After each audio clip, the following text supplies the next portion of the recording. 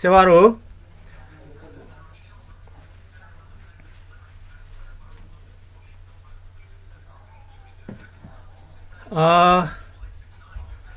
सेवारो सम्पूर्ण आदाङ बादाङहरूलाई आज यो लिम्बुवान रिडर्स क्लबको यो प्रस्तुतिमा तपाईहरु सम्पूर्णलाई स्वागत गर्न चाहन्छु र आज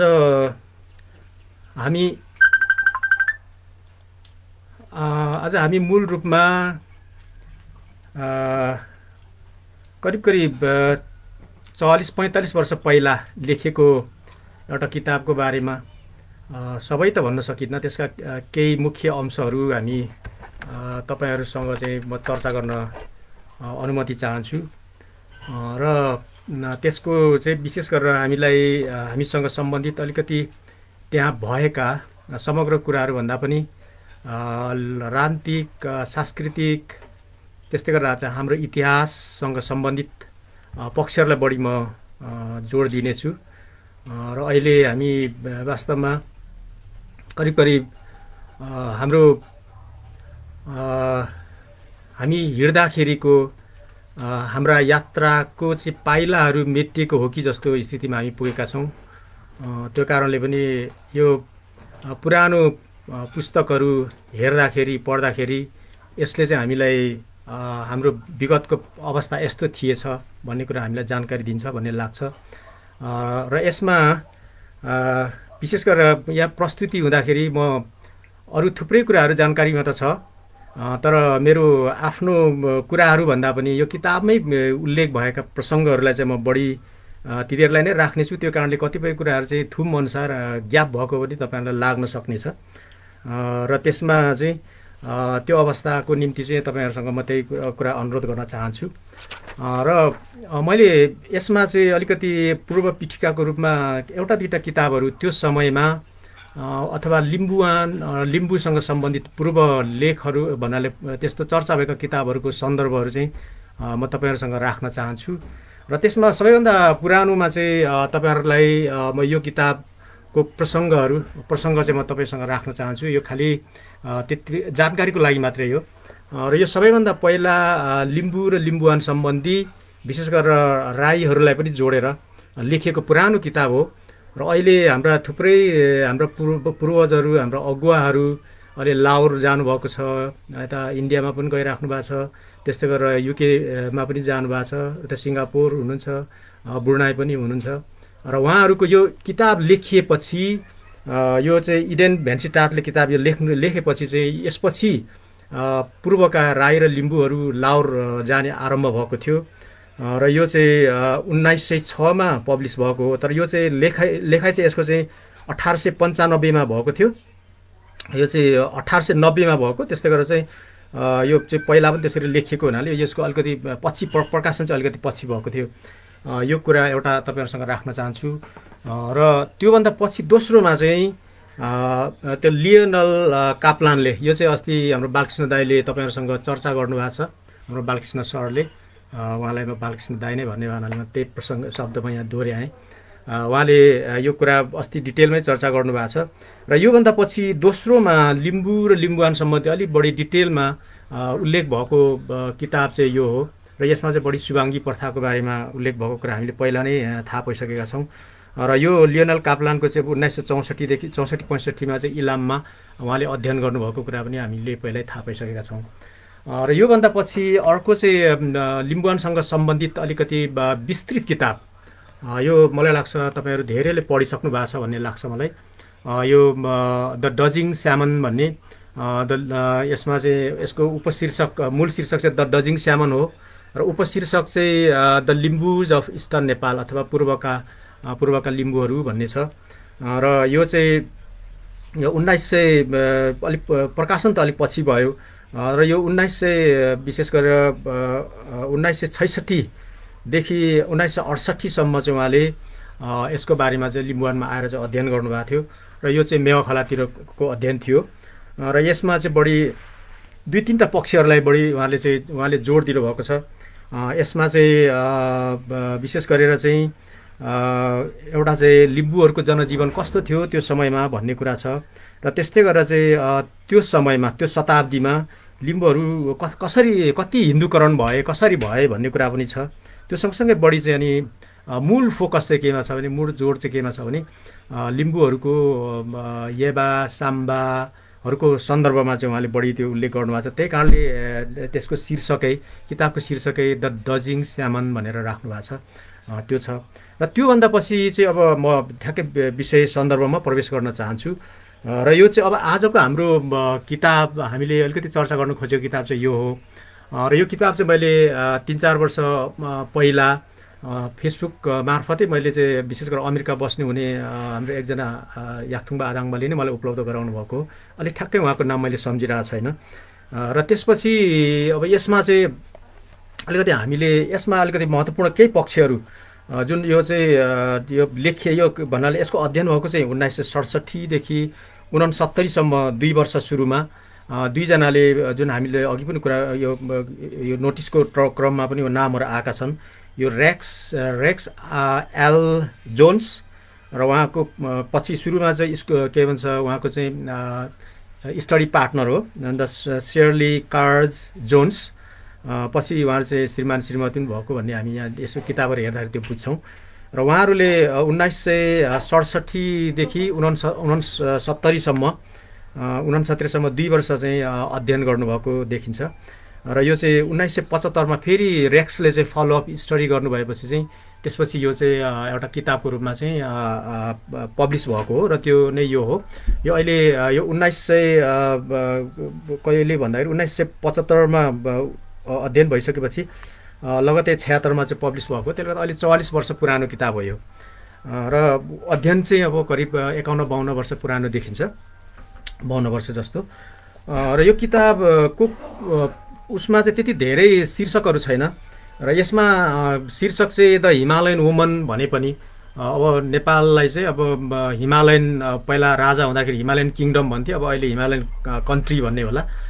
त्यो हिसाबले चाहिँ उहाँले चाहिँ अब उहाँहरूले स्टडी गर्दाखेरि यसलाई चाहिँ हिमालयन वुमन भनेरै उहाँले राख्नु भएको छ, लिम्बू वुमन भनेर छैन। तर मूल रूपमा यो चाहिँ लिम्बूहरूकै महिलाहरूको विशेष गरेर लिम्बू महिलाहरूको बारेमा गरिएको अध्ययन हो। त्यही कारणले चाहिँ यहाँ चाहिँ उपशीर्षकमा चाहिँ के राखेको छ भने study of Limbu woman in marriage and divorce भनेर चाहिँ दुईवटा विषयमा, एउटा चाहिँ विवाह र अर्को चाहिँ लिम्बू परम्परा लिम्बू समाजमा भएको चाहिँ जुन सम्बन्ध विच्छेदको सन्दर्भमा चाहिँ यो किताब चाहिँ लेखिएको छ। अब म यसको चाहिँ भूमिकाकै केही कुराहरू चाहिँ म अलिक चर्चा गर्न चाहन्छु। उहाँले भूमिकामा अलिकति यसले चाहिँ हामीले अलिकति पछाडिको कुराहरू बुझ्नलाई सहयोग गर्छ कि भन्ने हिसाबले हो। र उहाँले चाहिँ यो किताब किन भन्ने सन्दर्भमा चाहिँ उहाँले उल्लेख गर्नुभएको छ। विशेष गरेर चाहिँ त्यो बेला भनेको 1967-68 तिर युरोप अमेरिकामा चाहिँ महिला आन्दोलनहरू धेरै मात्रामा भएर महिला र पुरुष बिचको समानताका कुराहरू धेरै अगाडि बढिसकेको समाज बढिसकेको स्थिति थियो र संसारमा के कस्तो छ भन्ने सन्दर्भमा उहाँहरूले चाहिँ यो अध्ययन गर्ने क्रममा चाहिँ यो लेख्नुभएको हो। र विशेष गरेर चाहिँ उहाँहरूको त्यतिखेरको सामान्य ठम्मै पनि र सामान्य समाजशास्त्रीहरूको र मानवशास्त्रीहरूको ठम्मै पनि के हो भने हरेक संस्कृति अनुसार पुरुष र महिलाको भूमिका चाहिँ फरक हुन्छ भन्ने नै हो। र उहाँको त्यही थिङ्किङ प्याटर्नमा त्यही खालको सोचाइको त्यसको एउटा प्रारूप छ, त्यसकै आधारमा उहाँले चाहिँ अध्ययन गर्न चाहनु भएको छ। र अध्ययन गर्दाखेरिको पहिलो चाहिँ के भन्दा उहाँहरू 2 वर्ष अध्ययन गरेर गइसकेपछि यो किताब निकाल्ने बेलाको चाहिँ अब किन यो चाहिँ द हिमालयन वुमनै के अरे हामीले राख्यौँ भन्ने शीर्षक राख्यौँ भन्ने सन्दर्भमा चाहिँ उहाँले के भन्नुभएको छ भने लिम्बू समाजको विवाह र उनीहरूको परिवारको संरचना र परिवारमा व्यक्ति विशेष गरेर पुरुष र महिलाहरूको भूमिकाको बारेमा धेरै जानकारी भएको हुनाले यो शीर्षक चाहिँ हामीले चयन गऱ्यौँ, यसमा चाहिँ हामीले किताब लेख्यौँ भनेर राख्नु भएको छ। अर्को चाहिँ यो विवाह र डिभोर्समै किन भन्ने सन्दर्भमा उहाँले चाहिँ के भन्नुभएको छ भने यो चाहिँ विशेष गरेर कुनै पनि मानव संस्कृतिको र कुनै मानव सभ्यताको अध्ययन गर्नु पर्यो भने विवाहलाई चाहिँ विवाहलाई हामी के अरे अध्ययन गऱ्यौँ भने त्यसको मोटामोटी त्यसको रुट कस्तो थियो, त्यसको चाहिँ जरा कस्तो थियो, अथवा त्यसको चाहिँ प्रारूप सुरु त्यसको चाहिँ फाउन्डेसन कस्तो थियो भन्ने कुरा थाहा पाइन्छ। त्यो कारणले पनि हो भन्ने कुरा पनि गर्नुभएको छ। र त्यो सँगसँगै अब लिम्बू महिला र पुरुषको कुरा चाहिँ अब यो विवाहबाट चाहिँ उनीहरूको भूमिका पनि थाहा पाइन्छ भन्ने हिसाबले पनि उहाँले चाहिँ त्यो राख्नु भएको छ। त्यो सँगसँगै अर्को चाहिँ लिम्बू महिला र परिवारको विषय आफैमा यो चाहिँ रोचक छ भन्ने हिसाबले पनि उहाँले चाहिँ यो कुरा पनि उल्लेख गर्नुभएको छ यहाँ। र यसमा चाहिँ उहाँले चाहिँ के पनि कुरा उल्लेख छलफल गर्नुभएको छ भने पारिवारिक जीवनमा का लागि महिलाको भूमिकामा चाहिँ लिम्बू समाजमा विवाहको सफलता र अर्थपूर्ण सहभागिता अर्थपूर्ण पारिवारिक जीवनका लागि चाहिँ महिलाको भूमिका निर्भर गर्दछ, महत्त्वपूर्ण हुन्छ भन्ने अर्थमा त्यो कुरा चाहिँ उहाँले त्यो तेस्रो बुँदामा चाहिँ त्यो हिसाबले उल्लेख गर्नुभएको छ। र घर र समाजमा उहाँ महिलाले खेल्ने भूमिका पनि त्यत्तिकै महत्त्वपूर्ण हुन्छ भन्ने कुरा पनि उल्लेख गर्नुभएको छ।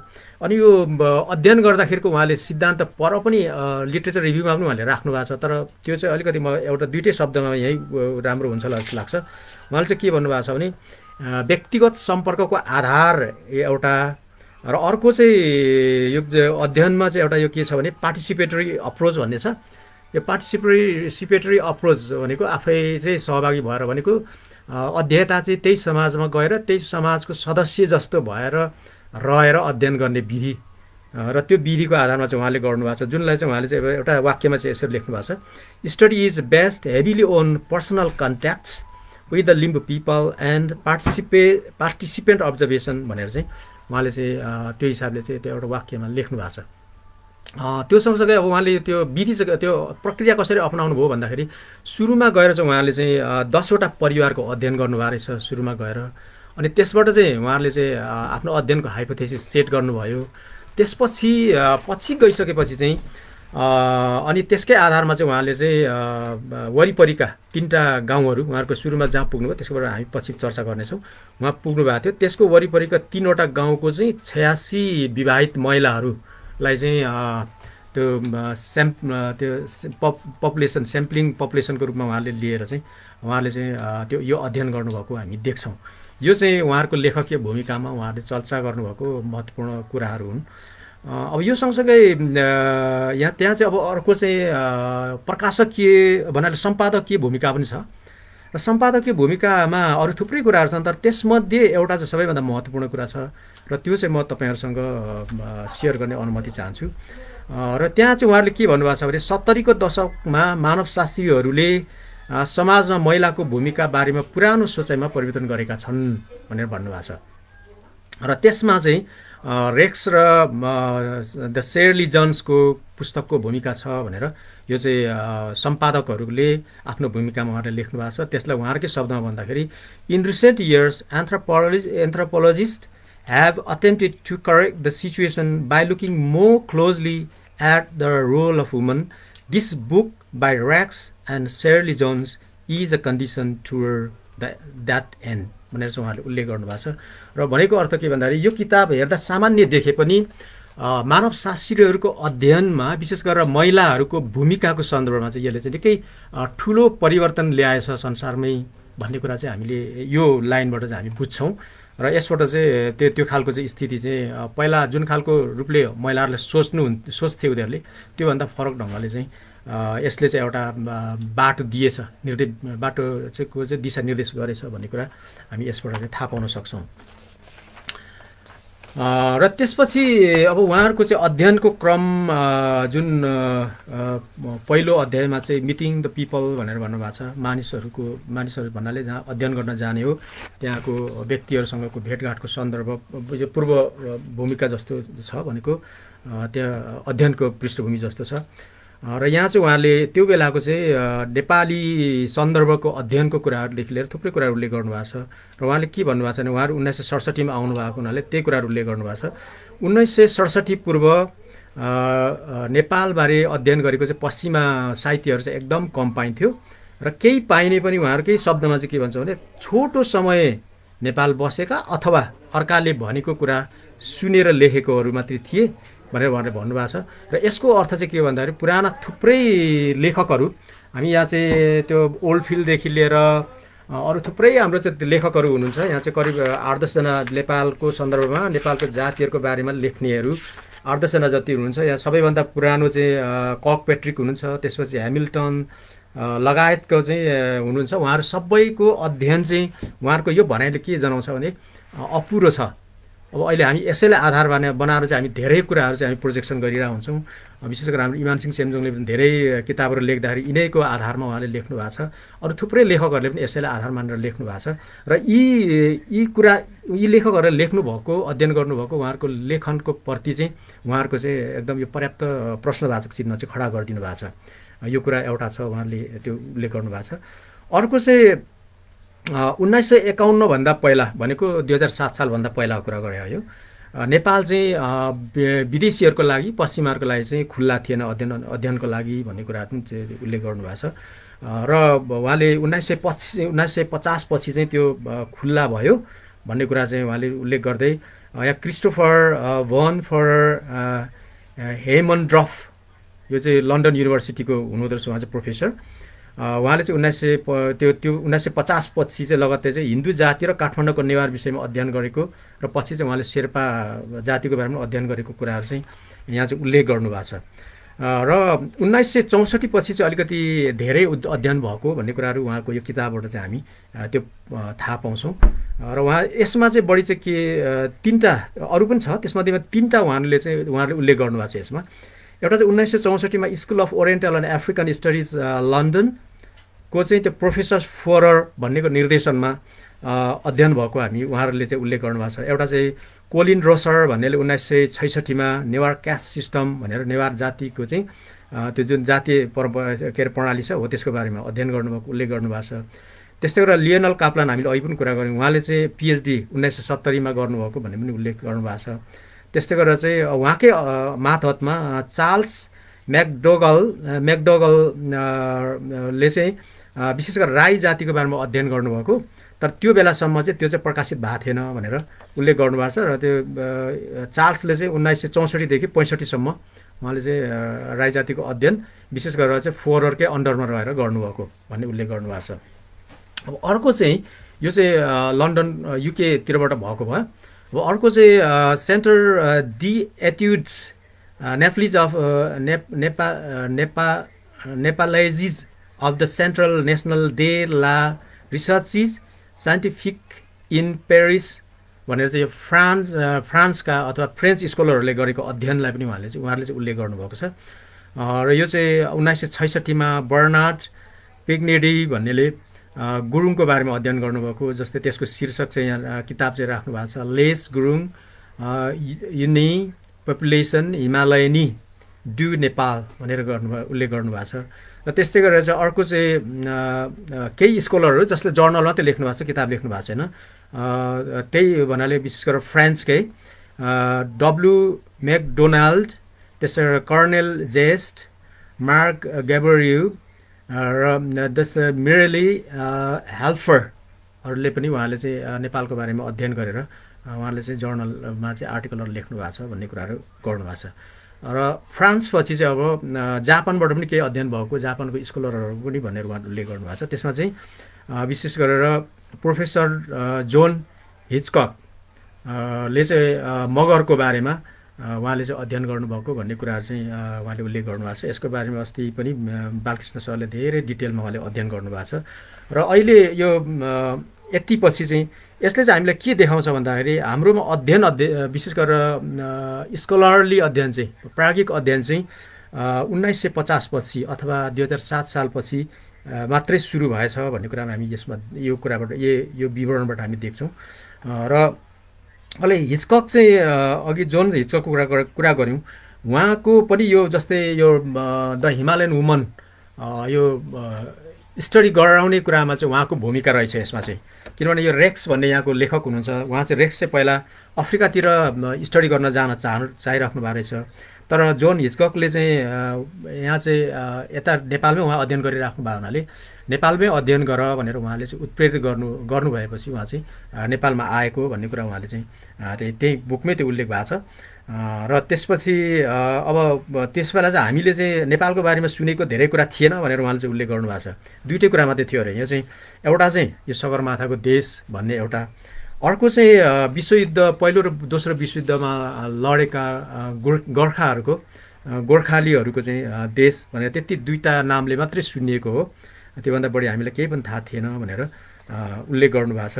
र यसमा अब यही उसमा चाहिँ उहाँहरूले चाहिँ के भन्छ, शेरली चाहिँ लिम्बुवानमा पुग्ने पहिलो मानव शास्त्री हुन् भन्ने कुरा पनि त्यहाँ उल्लेख भएको छ। र उहाँ चाहिँ अब त्यहाँ जाँदाखेरि उहाँलाई चाहिँ एकदम उहाँको लगाइले गर्दाखेरि उहाँको सामान्य लुगाहरू देखेर चाहिँ त्यहाँका मान्छेहरूले चाहिँ यो केटा हो कि केटी हो भनेर धेरै आश्चर्य व्यक्त गरेको कुराहरू पनि उहाँले उल्लेख गर्नुभएको छ। विशेष गरेर किनभने त्यो बेला चाहिँ उहाँले चाहिँ ट्राउजर लाउनुहुन्थ्यो अरे, बुट लाउनुहुन्थ्यो अरे, अनि त्यसमा चस्मा पनि लाउनुहुन्थ्यो अरे। त्यही कारणले चाहिँ उहाँलाई चाहिँ अब केटा हो कि केटी हो त भनेर चाहिँ त्यता लिम्बुवानका मान्छेहरू चाहिँ एकदम धेरै चाहिँ दुविधामा पर्थ्यो अनि अचम्म पनि मान्थे भनेर भन्नुभएको छ। अनि चस्मा चाहिँ धेरैले फोटो खिच्नको निम्ति पछि चाहिँ उहाँको चस्मा चाहिँ माग्दै फोटो खिचेको सन्दर्भ प्रसङ्गहरू पनि एकदम हाँसउठ्दो प्रसङ्गहरू पनि उहाँले चाहिँ उल्लेख गर्नुभएको छ यहाँ। र अर्को त्यही उसमा चाहिँ उहाँले उल्लेख गर्नुभएको के पनि छ भने योभन्दा पहिला भनेको यो जोडी जो रेक्स र यो शेरलीको जोडी छ, उहाँहरू आउनुभन्दा पहिला नेपाल र भारतमा मानव शास्त्रीय अध्ययन हुँदाखेरि महिलाको विशेष गरेर महिलाको अध्ययन हुँदाखेरि चाहिँ त्यो बेला चाहिँ महिलाको बारेमा पनि पुरुषलाई नै सोधेर महिलाको बारेमा डाटा कलेक्सन गरेर त्यसरी किताबहरू लेखिन्थ्यो अरे। र उहाँहरू नै त्यो पहिलोको रूपमा चाहिँ रहनुभएको भन्ने खालको उहाँहरूको सामान्य त्यो लेखाइबाट चाहिँ त्यो खालको बुझिन्छ यहाँ, त्यो हिसाबले लेख्नु भएको छ। र अर्को चाहिँ अब अलिकति उहाँले यो प्रसङ्गहरू कसरी यहाँ आउँदाखेरि कस्तो समस्या झेल्नु पर्यो भन्ने कुरा पनि थोरै लेख्नु भएको छ। यो पनि अलिकति हाम्रो सन्दर्भमा केही काम लाग्छ भन्ने लाग्छ मलाई, किनभने अहिले पनि हामी चाहिँ के छ भने अध्ययन अनुसन्धानको परम्परामा हामी सोचे जस्तो प्रवेश गरेका छैनौँ। हाम्रो विश्वविद्यालयहरूको त्यो खालको ट्रेन छैन। हाम्रो चाहिँ राजनीतिक नेताहरूको, सरकारमा बस्नेहरूको, प्रशासनमा बस्ने मान्छेहरूको चाहिँ यो अध्ययन अनुसन्धान उहाँहरूको त्यति धेरै ध्यान गएको छैन। त्यो प्रसङ्गहरू चाहिँ यो अमेरिकन जुन कल्चर छ त्यसले चाहिँ हामीलाई ऊ बेलामा नै त्यस्तो थियो, अब अहिले त धेरै एडभान्स छँदैछ र अहिले पनि, तर हामी चाहिँ जेरोमा छौँ। त्यो सन्दर्भमा चाहिँ यो धेरै काम लाग्छ भन्ने मलाई लागेको छ। र उहाँहरूले चाहिँ के सुरुमै के उल्लेख गर्नुभएको छ भने हाम्रो प्रपोजल चाहिँ दुईटै मुलुकको सरकारले चाहिँ अप्रुभ गर्नु पर्थ्यो भन्ने कुराहरू उहाँले राख्नु भएको छ। त्यो चाहिँ अमेरिकन कन्सुलेटले पनि गर्नु पर्यो, उता अमेरिकामा चाहिँ अमेरिकन कन्सुलेटले गर्नु पर्थ्यो अरे, र यता चाहिँ नेपाल सरकारले गर्नु पर्थ्यो अरे। त्यसपछि मात्रै हुने गर्थ्यो, हामी चाहिँ त्यो अध्ययन गर्न पाउँथ्यौँ भन्ने कुराहरू उल्लेख गर्नुभएको छ। र अर्को चाहिँ अमेरिकाको सन्दर्भमा नै उहाँले बढी उल्लेख गर्नुभएको छ। हामीले अमेरिकाले चाहिँ घरेलु र विदेशी नीतिमा अनुसन्धाता प्राज्ञहरूको ठुलो भूमिका हुन्छ, उनीहरूले चाहिँ त्यो चाहिँ स्वीकार गर्छन् र त्यो चाहिँ उपयोग गर्ने प्रयास पनि गर्छन् भन्ने कुराहरू उहाँले गर्नुभएको छ। त्यस सँगसँगै उहाँले के पनि कुरा गर्नुभएको छ भने त्यो माथिल्लो लेभलको पिएचडी लेभलको हायर लेभलको त आफ्नो ठाउँमा छँदैछ, तर अन्डर ग्रेजुएट समेतको पनि अध्ययन चाहिँ उहाँहरूको निम्ति त्यत्तिकै रिलेभेन्ट हुन्छ र त्यत्तिकै यो चाहिँ रिलेटेड पनि हुन्छ विभिन्न इस्युमा भन्ने सन्दर्भमा चाहिँ उहाँले उल्लेख गर्नुभएको छ। र उहाँले के पनि गर्नुभएको छ भने अब यो कसरी हुन्छ भन्ने सन्दर्भमा उहाँले राख्नु भएको छ कि यसमा चाहिँ के हुन्छ भने त्यो जति पनि उहाँहरूले गर्नुभएको फिल्ड रिसर्चहरू हुन्छन्, उहाँहरूको चाहिँ लेख्नुभएको रिपोर्ट हुन्छ, उहाँहरूको प्रतिवेदनहरू हुन्छ, तिनीहरू चाहिँ सेन्ट्रल इन्टेलिजेन्स एजेन्सी जसलाई हामी CIA भनेर भन्छौँ हो, त्यसमा पनि गएर बस्छ अरे। त्यो सँगसँगै अर्को चाहिँ स्टेट डिपार्टमेन्टमा पनि त्यो चाहिँ राखिन्छ अरे। र त्यहाँ राखिएको त्यो इन्फर्मेसनको आधारमा सम्बन्धित देशको बारेमा केही कुराहरू अध्ययन गर्नु पऱ्यो भने, केही कुराहरू चाहिँ खोज्नु पऱ्यो भने त्यसको आधारमा चाहिँ खोजिन्छ भनेर चाहिँ उहाँले चाहिँ उल्लेख गर्नुभएको छ। र त्यसकै आधारमा चाहिँ पोलिसी पनि बन्छ त्यो देशको भन्ने कुराहरू उल्लेख गर्नुभएको छ।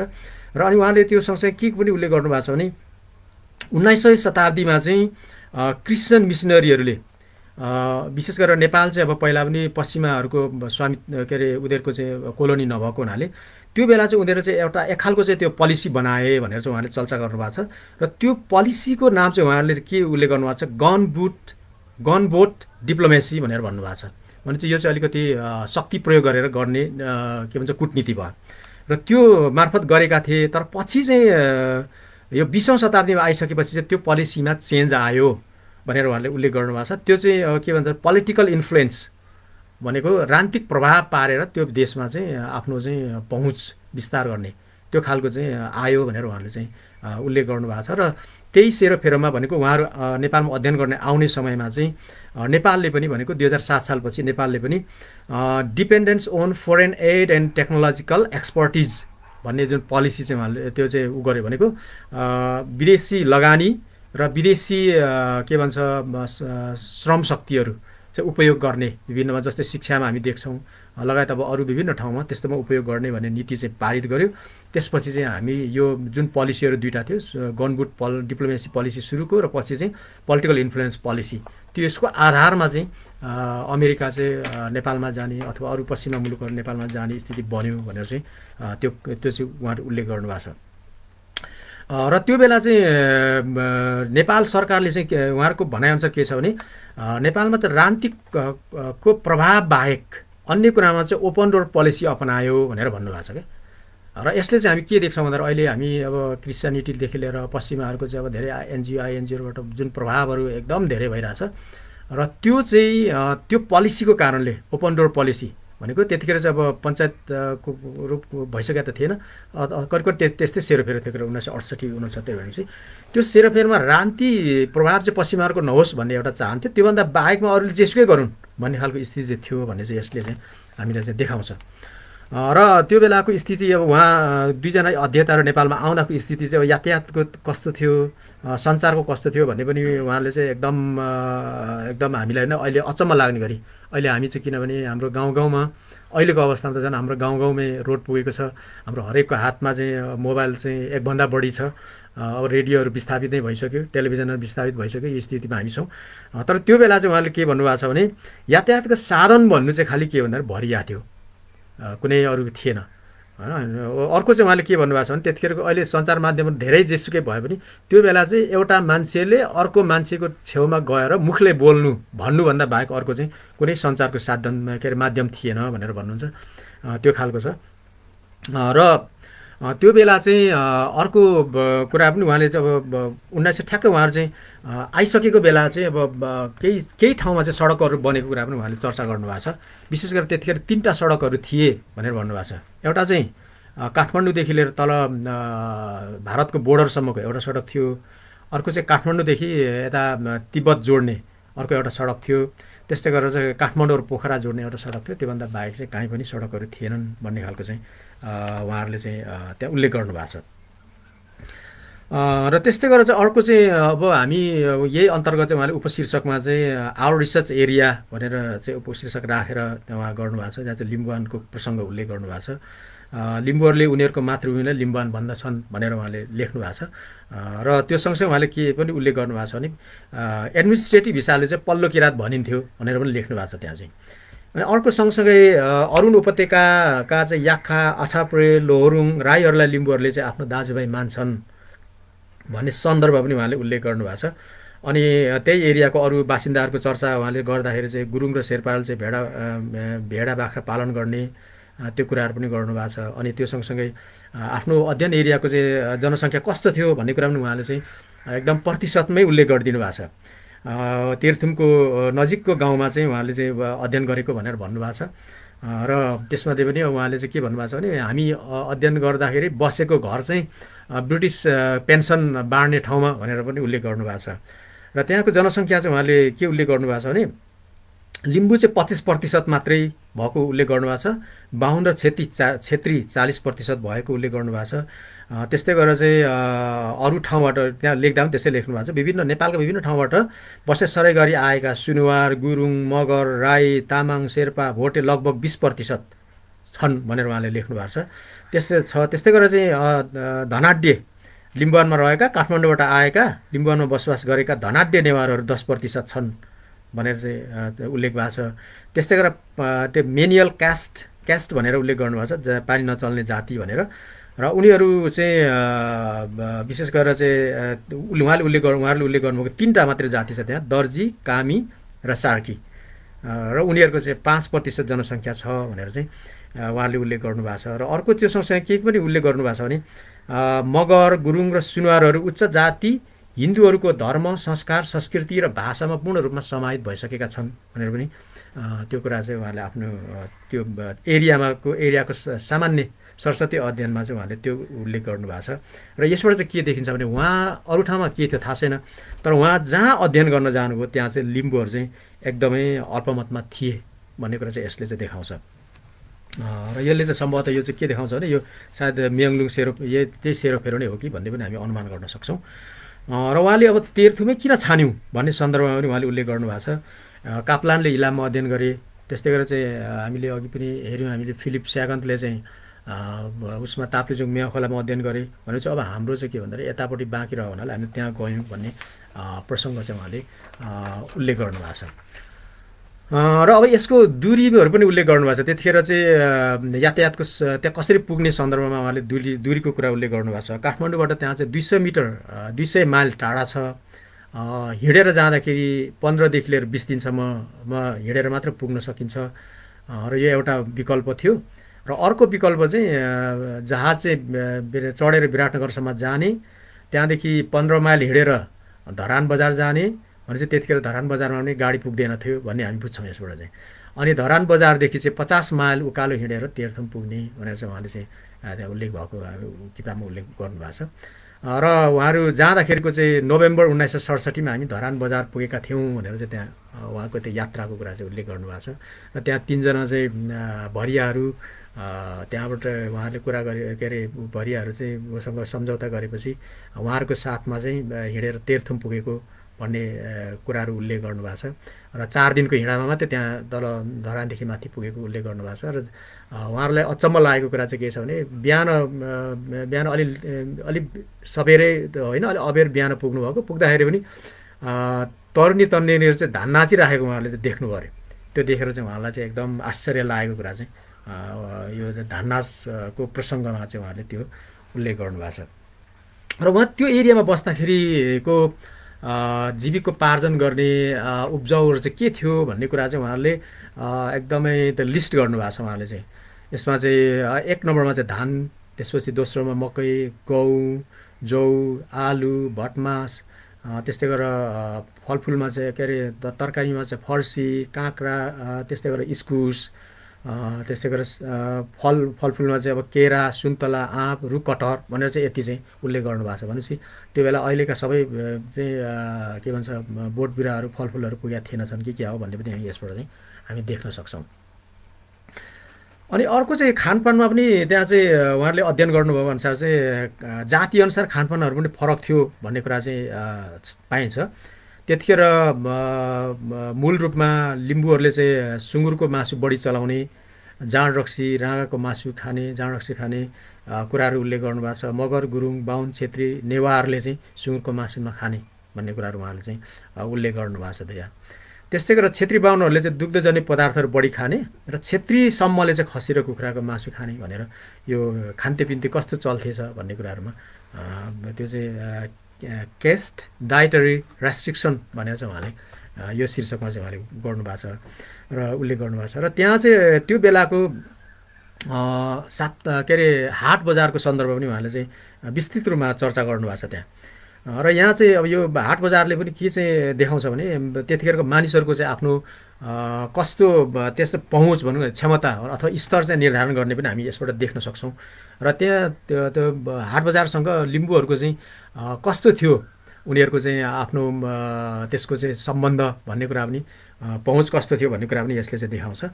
यहाँ चाहिँ उहाँले चाहिँ साप्ताहिकदेखि लिएर 15 दिने हाट बजारहरू लाग्ने कुराहरू गर्नुभएको छ। चैनपुर, ताप्लेजुङ, तेह्रथुम, यासो, फिदिम, इलाममा चाहिँ यस्तो हाट बजारहरू लागिरहने कुराहरू उल्लेख गर्नुभएको छ।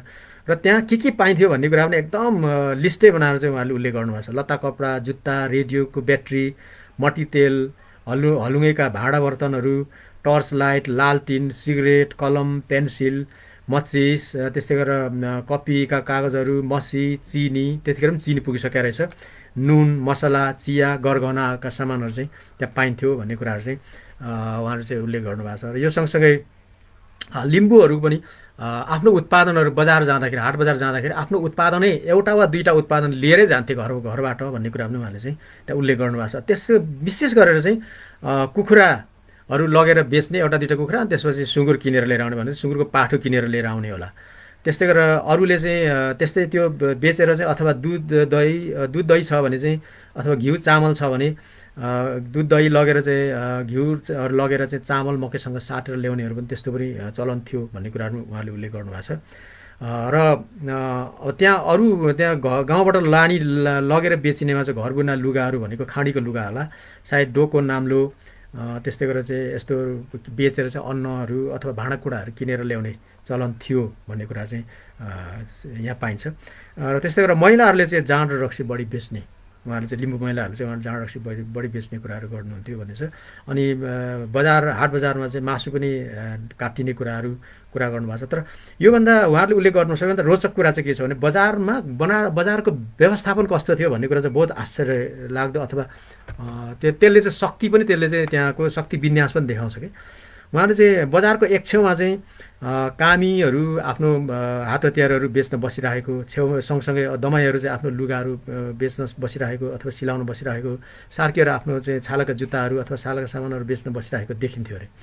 त्यस्तै गरेर लिम्बू, तामाङ र शेर्पाले चाहिँ बजारमा चाहिँ प्रवेश गर्ने ठाउँनेर चाहिँ विशेष गरेर नुन र सुर्तीका पसलहरू राखेका हुन्थे अरे त्यो बेला चाहिँ।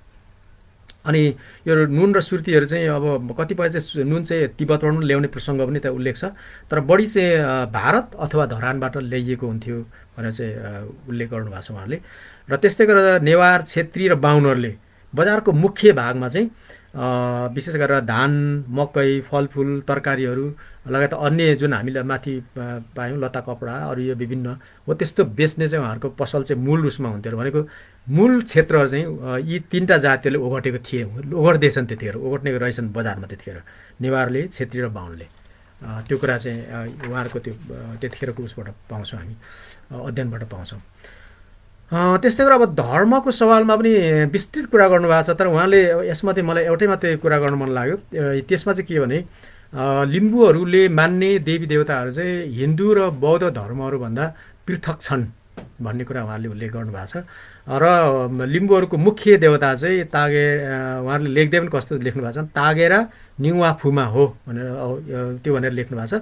र त्यसको व्याख्या चाहिँ उहाँले चाहिँ दुईवटा फ्रेजमा गर्नुभएको छ, सुप्रिम बडी अफ नलेज भनेको ज्ञानको स्रोत र क्रिएटर अफ द वर्ल्ड अथवा यो सृष्टिको चाहिँ रचना गर्ने चाहिँ तिनै हुन् भनेर उहाँले चाहिँ उल्लेख गरिदिनु भएको छ। र यो सँगसँगै अब त्यो पहिलो भागमै चाहिँ उहाँले अर्को चाहिँ लिम्बू महिला र पुरुषहरूको काम पनि लिङ्गको आधारमा के गर्छन् भन्ने पनि उहाँले उल्लेख गर्नुभएको छ। र एक दुईवटा काम चाहिँ सबैले गर्ने रहेछन्, जस्तै विशेष गरेर खेती गर्दा खेती गोडमेल गर्दाखेरि, बाली थन्क्याउँदाखेरि चाहिँ पुरुष भयो, महिला भयो, केटाकेटीहरू सबै मिलेर काम गर्छन् अरे। तर त्योभन्दा बाहेक केही कामहरू चाहिँ पुरुषले मात्रै गर्ने र महिलाले मात्रै गर्ने पनि उहाँहरूले चाहिँ पाउनु भएछ। जस्तै पुरुषले मात्रै गर्नेमा चाहिँ घर बनाउने, घर छाउने, भकारी बुन्ने, नाङ्लो, डालो, मान्द्रो, थुन्चे, डोको, नाम्लो, चित्रा, भकारी बुन्ने कामहरू, त्यस्तै तानका सामानहरू बनाउने, गाईबस्तुका लागि गोठ बनाउने, हलो जोत्ने काम यिनीहरू चाहिँ पुरुषले मात्रै गर्ने उहाँहरूले चाहिँ त्यस्तो पाउनु भएको रहेछ। त्यस्तो महिलाले मात्रै गर्ने चाहिँ पानी ल्याउने, दाउरा खोज्ने, त्यस्तै गरेर घर लिप्ने, बिउ छर्ने, कोदो धान रोप्ने, धागो काट्ने, तान लगाउने, बुन्ने, घरमा भाँडाकुँडा बडारकुँडार गर्ने, खाना पकाउने, बच्चा हेर्ने, गाईबस्तुलाई घाँस पानी लगाइदिने लगायतका कामहरू चाहिँ महिलाले अलिक बढी गरेको उहाँहरूले चाहिँ देख्नुभएको रहेछ। र त्यतिखेर चाहिँ घरहरू अब स्वाभाविक रूपमा चाहिँ गोबर र माटोले लिपिन्थ्यो भनेर उहाँहरूले उल्लेख गर्नुभएको छ। र त्यतिखेर चाहिँ सबभन्दा बढी पानी बोक्ने चाहिँ भाँडो चाहिँ मटिया थियो, मटिया भनेको माटोको घैँटो थियो, र केही मात्रामा चाहिँ हलुङ्गेका भाँडाहरू पनि थिए भन्ने कुरा चाहिँ उहाँहरूले चाहिँ उल्लेख गर्नुभएको छ। यो सरस्वती स्थिति उल्लेख गरिसकेपछि उहाँले चाहिँ दोस्रोमा चाहिँ the changing society of Limbuwan भनेको लिम्बुवानको सामाजिक परिवर्तनको कुरा चाहिँ त्यहाँ उल्लेख गर्नुभएको छ। र यहाँ सुरुमै उहाँले चाहिँ 1774 भनेको 1774 भनेको चाहिँ 1831 भनेर हामी बुझ्छौँ यता विक्रम सम्वतमा, त्यो गोर्खा र लिम्बुवान र गोर्खा बिचको सम्झौताको त्यो कुरा चाहिँ उहाँहरूले गर्नुभएको छ र त्यसले चाहिँ गोरु काट्न र गोरुको मासु खान चाहिँ निषेध गर्यो भन्ने चाहिँ त्यो कुराहरू उल्लेख गर्नुभएको छ। र त्यो सँगसँगै उहाँले के पनि उल्लेख गरिदिनु भएको छ भने महिला के अरे हिन्दू महिला र लिम्बू महिलामा के फरक छ, उहाँहरूको चाहिँ स्टाटसमा के छ भन्ने कुराहरू पनि उहाँले चाहिँ यहाँ उल्लेख गरिदिनु भएको छ। विशेष गरेर चाहिँ छेत्री बाहुन तथा हिन्दू महिलाहरूले चाहिँ श्रीमानलाई चाहिँ भगवान् सोसरा मान्ने, उनीहरूसँग चाहिँ सती जाने कुराहरू पनि उल्लेख गर्नुभएको छ त्यहाँ। त्यो बेला त सम्भव त थिएन कि जस्तो लाग्छ, तर त्यो सम्भव पनि उहाँहरूले उल्लेख गर्नुभएको छ। र तर उनीहरू के अरे उनीहरू चाहिँ अब सम्बन्ध विच्छेद गर्न नपाउने, पुनर्विवाह गर्न नपाउने, अन्तर्जातीय विवाह गर्न नपाउने। तर यता लिम्बूहरूले चाहिँ यो सबै लिम्बू महिलाहरू चाहिँ सबै उपभोग गर्न सक्ने अथवा लिम्बू महिलाहरू चाहिँ सबै त्यो चाहिँ गर्न सक्ने कुराहरू उहाँले उल्लेख गर्नुभएको छ। त्यो सँगसँगै उहाँले चाहिँ व्यक्तिगत आय र सम्पत्ति पनि राख्न सक्ने र केही शर्तमा चाहिँ अब जमिनहरू पनि राख्न सक्ने भन्ने कुराहरू पनि उहाँले उल्लेख गर्नुभएको छ। त्यस्तै गरेर घुमफिरको स्वतन्त्रता, आर्थिक लगानी, खर्चको नियन्त्रणमा, खर्चको निर्णयमा सहभागिता लगायतका प्रसङ्गहरू चाहिँ उहाँले उल्लेख गर्नुभएको छ। त्यस्तै गरेर त्यसैभित्रको उपशीर्षकमा भूमि सम्बन्धी सङ्घर्ष भनेर चाहिँ उहाँले उल्लेख एउटा सब टपिक राख्नु भएको छ। त्यो सब टपिकमा चाहिँ 1760देखि 1774सम्म लिम्बुवान र गोर्खा युद्ध भएको कुरा र 74मा चाहिँ सम्झौता भएको र सम्झौता हुँदाखेरि गाईगोरु काट्नको निम्ति चाहिँ अब प्रतिबन्ध लागेको कुराहरू र गोर्खालीहरूलाई लिम्बुवानमा बस्न दिनुपर्ने मूल कुराहरू चाहिँ यी कुराहरू उल्लेख थिए भन्ने कुराहरू त्यहाँ उल्लेख भएको छ। र त्यो सँगसँगै 19औं शताब्दीसम्म चाहिँ गैर लिम्बुहरूको अधिक बसेसराई लिम्बुवानमा भएको र त्यसले गर्दाखेरि उनीहरूको जनसङ्ख्या एकदम धेरै वृद्धि भएको र राजतन्त्रको आडमा चाहिँ लिम्बू संस्कार संस्कृति लिम्बू धर्महरू चाहिँ लिम्बुवानमा एकदम धेरै लादिएको अनि किपट पनि हड्पिने कामहरू भएको र त्यसमा चाहिँ यो मुद्दा मामिलाहरू जति उसले पहिला हेर्ने गर्थे ती कुराहरूमा पनि क्रमशः चाहिँ कम गर्दै लगेर चाहिँ अन्तिममा गएर चाहिँ 19औं शताब्दीमा आइसकेपछि चाहिँ आप्रवासीहरूको जनसङ्ख्या चाहिँ एकदमै धेरै भएको अनि अलिक लिम्बूहरू चाहिँ अल्पमतमा परेको र राम्रो उब्जाउ हुने सम्पूर्ण जमिनहरू पनि अधिकांश जमिनहरू पनि आप्रवासीहरू विशेष गरेर उहाँले किटेर लेखिदिनु भएको छ बाहुन क्षेत्रीहरूको अधीनस्थ भएको भन्ने कुराहरू चाहिँ उहाँले चाहिँ लेखिदिनु भएको छ। र अर्को त्यो सँगसँगै 1923 सेरोफेरोमा चाहिँ उहाँको यहाँ के उल्लेख गर्नुभएको छ भने 70% किपट भएका 70% लिम्बूहरू चाहिँ सुकुम्बासी भएको भनेर चाहिँ उहाँले त्यो प्रतिशत नै उल्लेख गरिदिनु भएको छ। र त्यो सँगसँगै ती लगायत अन्यको चाहिँ अधिकांश मान्छेहरू चाहिँ विशेष गरेर छेत्री बाहुनहरूको ऋणले चाहिँ ऋणको भारी उनीहरूले बोकिराखेको पायौँ भनेर त्यो खालको उल्लेख गर्नुभएको छ। र अनि त्यतिखेर बन्दकी जग्गा दिने सिस्टम भएको 100 वर्षको लागि बन्दकी दिने चलनको उल्लेख गर्नुभएको छ उहाँहरूले र सुरुमा दिँदाखेरि 1000बाट दिने र 100 वर्षमा चाहिँ 100,000 पुग्ने र बन्दकी बढ्ने समय कुन बेला भन्ने कुरा उहाँले उल्लेख गर्नुभएको छ। विवाह गर्दा, बर्खन्त गर्दा अथवा अन्य विशेष कामहरू पर्दाखेरि चाहिँ बढ लिने र अनि बन्दकीमा चाहिँ पैसा चाहिँ बढ्दै जाने भन्ने खालको चाहिँ उल्लेख गर्नुभएको छ। र यसले चाहिँ के देखाउँछ भने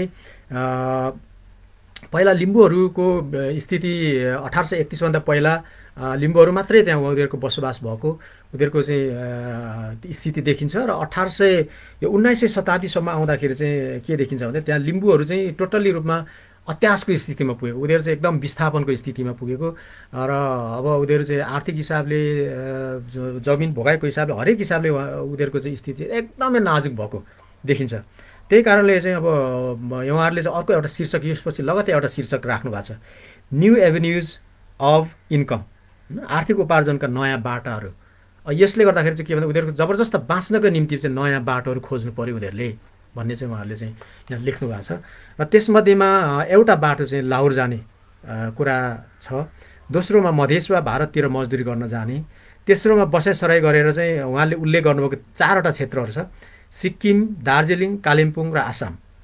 त्यस्तै गरेर अर्को चाहिँ तान बुनेर जीविका गर्ने, अर्को 5औँमा चाहिँ त्यस्तै गरेर जाँड रक्सी पैकार गरेर पैसाहरू कमाउने, अनि अर्को चौथो के अरे अर्को 6औँमा चाहिँ ज्यालादारी काम गरेर चाहिँ जीविकोपार्जन गर्ने भन्ने कुराहरू चाहिँ यो चाहिँ अब लिम्बूहरूको आफ्नो जुन पूर्व अवस्थाबाट विस्थापित भइसकेपछि उनीहरूले चाहिँ अब अपनाउनु परेको वैकल्पिक बाटाहरू चाहिँ यिनीहरू हुन् भन्ने कुरा यसबाट चाहिँ देखिन्छ, उहाँले उल्लेख गर्नुभएको छ।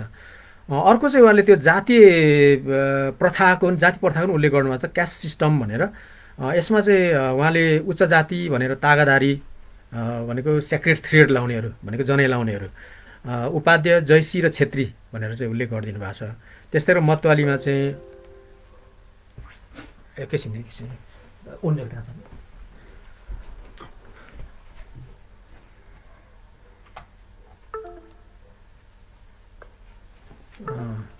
सरी यहाँ अलिकति लाइन गएर भयो, ब्याट्री डाउन हो।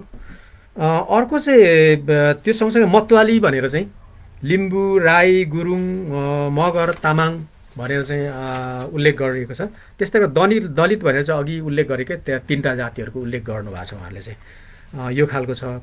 र अब यस्तो उनीहरूको चाहिँ हामी 2टा स्थिति देख्छौँ। एउटा चाहिँ लिम्बूहरू एकदमै अल्पमतमा परेको स्थिति देख्छौँ, अर्को चाहिँ आर्थिक, राजनीतिक, सामाजिक हिसाबले उनीहरू चाहिँ एकदमै रक्षात्मक भएको हामी स्थिति देख्छौँ। तर पनि त्यतिखेर चाहिँ उहाँहरूले चाहिँ के भन्छ लिम्बूहरूमा चाहिँ आत्मविश्वास एकदम बलियो थियो भन्ने कुरा चाहिँ उहाँहरूले चाहिँ यहाँ आफ्नो अध्ययनमा चाहिँ उहाँले देखाउनु भएको छ। उहाँले चाहिँ यहाँ चाहिँ जस्तै उहाँले के भन्नुभएको छ, अरू यहाँ जति जातिहरू छन् ती जातिहरूमध्ये लिम्बू चाहिँ केन्द्रबिन्दु हो भन्ने खालको चाहिँ त्यहाँको मानिसहरूको बुझाइरहेको कुरा जस्तै मैले यहाँ पनि तपाईँलाई देखाउन सक्छु। यो यहाँनिर यसरी उहाँले उल्लेख गर्नुभएको छ, यहाँ यसरी देखाउनु भएको छ, यो चित्रमै देखाउनु भएको छ उहाँले। र यसमा चाहिँ त्यो उल्लेख गरेको छ। यहाँ चाहिँ जस्तै अब अरू जातिहरू छन् नि, जस्तै उपाध्याय, ब्राह्मण, जैसी, ब्राह्मण, छेत्री, नेवार, सार्की, दमाई, कामी, भोटिया, मगर, गुरुङ, राई भनेर उल्लेख गर्नुभएको छ। अरू ठाउँमा सुनुवारको पनि कुरा छ, त्यहाँ उहाँको अध्ययन क्षेत्रमा चाहिँ नभएको होला सायद। र यो चाहिँ हामी चाहिँ लिम्बूहरू चाहिँ केन्द्रबिन्दु हौँ भन्ने कारणहरू पनि त्यहाँ चाहिँ उहाँहरूले सोध्नुभएको मान्छेहरूले भनेको कुराहरू चाहिँ उहाँले उल्लेख गर्नुभएको छ। किन भन्दाखेरि यो चाहिँ हाम्रो भूमि हो भनेर भनेको छ। भूमि मात्रै होइन, यो हाम्रो देश हो भनेर भनेको छ। हाम्रो उनीहरूको भन्दा भाषा फरक छ भनेर भनेका छन्। त्यो सँगसँगै उनीहरूले अरू बाँकी चाहिँ हामीभन्दा बाँकी चाहिँ सबै विदेशी हुन् भनेर चाहिँ उनीहरूले भनेको कुराहरू उहाँले लेख्नु भएको छ त्यहाँ। त्यस्तै उनीहरू नेपाली बोल्छन् होइन, यहाँको के अरे यहाँ हामीसँग हाम्रो लिम्बुवानको भयो, उनीहरू लिम्बू बोल्थे, उनीहरू चाहिँ नेपाली बोल्छन्, त्यो कारणले उनीहरू चाहिँ लिम्बुवानका होइनन्, अरू हुन् भन्ने छ। बाहुन छेत्री, तर उनीहरूले के भन्छ, बाहुन छेत्रीहरूको हातको हामी पानी र भात खान्छौँ, किन भन्दाखेरि त्यो चाहिँ हाम्रो चाहिँ राजाकै जात मिल्ने भयो हुनाले हामी त्यो चाहिँ खान्छौँ, पानी उनीहरूले छोएको पानी खान्छौँ, उनीहरूले पकाएको खाना खान्छौँ भन्ने कुराहरू उल्लेख गर्नुभएको छ। र अर्को चाहिँ लिम्बुवान राष्ट्रियताको सन्दर्भमा पनि कुरा गर्नुभएको छ। यसमा पनि धेरै कुराहरू छन्, तर त्यसमध्ये मलाई लाग्छ एउटै कुरा चाहिँ सबैभन्दा महत्त्वपूर्ण हो भन्ने लाग्छ। उहाँले चाहिँ किपट भूमिलाई यसको लिम्बुवान राष्ट्रियताको मूल जरो हो भन्ने कुरा उल्लेख गर्नुभएको छ। र त्यसैले चाहिँ सबैलाई चाहिँ त्यो धनी गरिब अथवा चाहिँ सुब्बा होस् अथवा चाहिँ सामान्य रैती लिम्बू होस् अथवा जोसुकै होस्, सबै चाहिँ के भन्छ केन्द्रीकृत गर्ने चाहिँ यो किपट सिस्टम हो, त्यो किपट भूमि हो भन्ने कुरा गर्नुभएको छ। र त्यसलाई चाहिँ उहाँकै वाक्यमा म तपाईँहरूलाई पढेर सुनाउन चाहन्छु। Land struggle have created a strong Limbu nationalism which is often carried to the extreme by all classes. लिम्बूको जुन लिम्बूहरूले चाहिँ विशेष गरेर किपट्सको बारेमा गरेको जुन सङ्घर्ष हो त्यसले नै लिम्बुवानको राष्ट्रियता चाहिँ निर्माण गरेको छ भन्ने कुरा यसबाट हामी बुझ्न सक्छौँ। र अब अर्को चाहिँ हामी यो अब अघि पनि केही कुराहरू त आइसकेको छ। यो अप्रत्याशित रूपमा लिम्बुवानका जनतामा आएको जुन अरू जातिहरू बसेसराई गरेर आएपछि उनीहरू त्यहाँ लिम्बूहरू चाहिँ अल्पमतमा परेपछि अरू आउनेहरू चाहिँ बहुमतमा भएपछि अनि आर्थिक हिसाबले पछाडि परेपछिको अत्यास लाग्दो स्थितिमा चाहिँ त्यसलाई कसरी चाहिँ गर्ने भन्ने कुरामा चाहिँ उनीहरू चाहिँ एक ढङ्गले चाहिँ प्रभावित भएको कुराहरू छ। त्यसमा चाहिँ विशेष गरेर अघिकै कुराहरू भयो। लिम्बूको किपट भूमिको उन्मूलनले पनि त्यो स्थिति बनायो। त्यस्तै गरेर चाहिँ अरू जातिहरूको बहुमत हुनाको कारणले पनि त्यो भयो। त्यस्तै गरेर भूमि र नगद सम्पत्तिको अभाव पनि भयो, त्यसले पनि त्यस्तो भयो। त्यही कारणले चाहिँ पुरुषहरू चाहिँ अब कस्तो भन्दाखेरि महिलाहरू चाहिँ होइन, मूल रूपमा पुरुषहरू चाहिँ गाउँबाट पूर्ण रूपमा विस्थापित भए। किन भन्दाखेरि कमाइ गर्नु पर्यो, उनीहरूले आफ्नो परिवार पाल्नको निम्ति आफ्नो पेट पाल्नको निम्ति बाहिरिनु पर्यो। र त्यो बेला चाहिँ महिलाहरूमा चाहिँ अब एउटा ठुलो जिम्मेवारी आयो भन्ने कुरा छ। यहाँ उहाँले उल्लेख गर्नुभएको छ। यहाँ चाहिँ कस्तो भन्दाखेरि दैनिक कारोबार, दैनिक कामदेखि लिएर खेतीपाती लगाउने, बाली थन्क्याउने, त्यस्तै गरेर चाहिँ छोराछोरीको विवाह गरिदिने, श्रीमानले गरेको कारोबारहरू सम्पूर्ण बेहोर्ने होइन, किपोट के रहलपहल किपोट छ भने त्यसको चाहिँ तिरो उठाउने, तिर्ने, त्यस्तै गरेर अरू उठ्तीहरू छ भने त्यो उठ्तीहरू उठाउने, जग्गा बन्दकी लिने दिने लगायतका सारा उत्तरदायित्वहरू चाहिँ पुरुषहरू लामो समयसम्म यसरी अरू ठाउँमा टाढो टाढो जानुपर्ने भए हुनाले, कमाइको लागि टाढो जानुपर्ने भए हुनाले महिलाहरूको काँधमा आयो र महिलाहरूले चाहिँ यो कामहरू चाहिँ गर्नु पर्यो भन्ने कुराहरू गर्नुभएको छ। र महिलाहरू चाहिँ एकदम साहसी छन् भन्ने कुरामा पनि उहाँले चाहिँ गर्नुभएको छ। उहाँले दुईवटा कुराहरू उल्लेख गर्नुभएको छ। एउटा चाहिँ उनीहरूको ढाड एकदम बलियो छ भन्ने कुरा गर्नुभएको छ, किनभने जसले एकदम धेरै भारी बोक्न सक्छ। अर्को चाहिँ हात पनि एकदम बलिया छन्, जसले गर्दाखेरि धेरै के अरे कोदालो खन्न सक्ने, काठ काट्न सक्ने, घाँस चाहिँ काट्न सक्ने त्यस्तो छ भन्ने खालको कुराहरू चाहिँ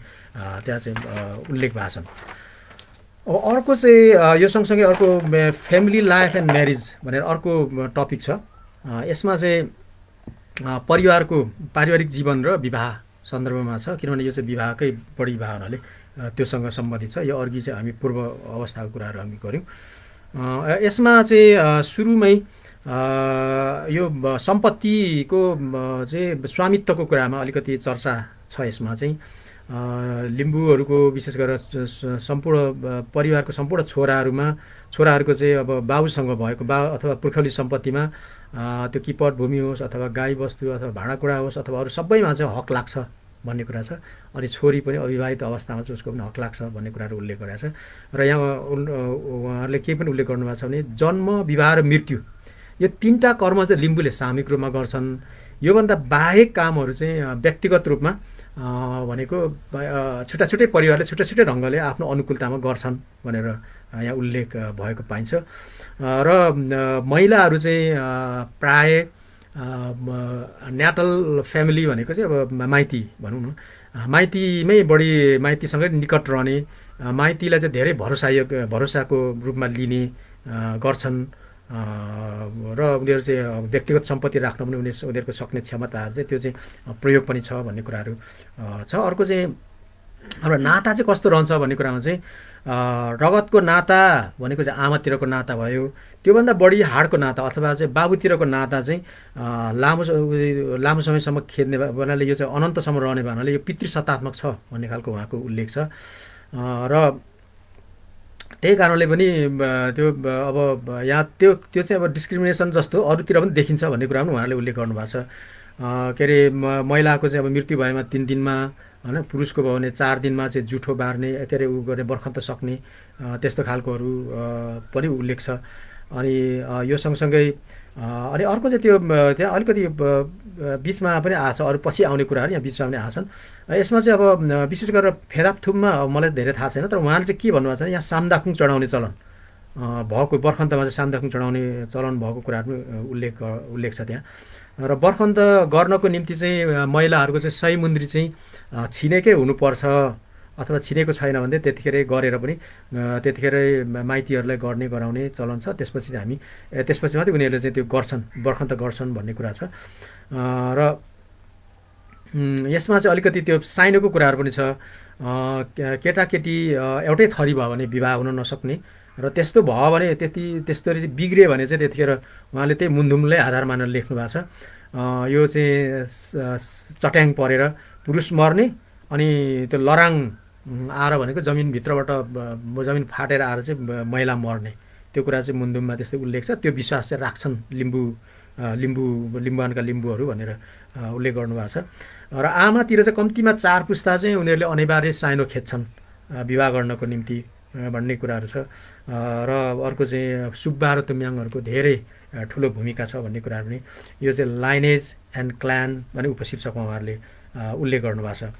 र अनि अर्को चाहिँ के छ भने लिम्बूहरूको बाहिरी संसारभन्दा पनि घर चाहिँ आफ्नो सम्पूर्ण आफ्नो देवताहरू, आफूले पुज्ने देवताहरूको केन्द्रबिन्दु चाहिँ त्यहाँ हो भन्ने कुरा चाहिँ यहाँ उल्लेख गर्नुभएको छ। उहाँहरूले चाहिँ आफ्नो सबै देवताहरू चाहिँ घरभित्रै पुजिन्छ। यहाँ चाहिँ त्यो खालको छ। त्यस्तै गरेर चाहिँ अर्को चाहिँ अर्को गर्ने चासोक चासोक पूजाको कुरा छ। त्यस्तै गरेर नाहाङमा घरमुलीको चाहिँ नाहाङमा गर्ने, त्यस्तै गरेर अरू परिवारको चाहिँ सदस्यको चाहिँ माङ्गेर्ना गर्ने, त्यस्तै गरेर चाहिँ मूल खाँबोमा चाहिँ अगुवानामा गर्ने, त्यस्तो खालको चाहिँ कुराहरू उल्लेख गरेको छ। र सम्पूर्ण देवताहरू चाहिँ घरभित्रै हुन्छन् लिम्बूहरूको भन्ने उल्लेख गरेको छ। केही जस्तै टाम्बुङ्नाहरूको कुरा पनि कतै कतै आछ र त्योभन्दा बाहेकको देवताहरू चाहिँ यहीँभित्र गर्छन् भन्ने कुरा चाहिँ छ।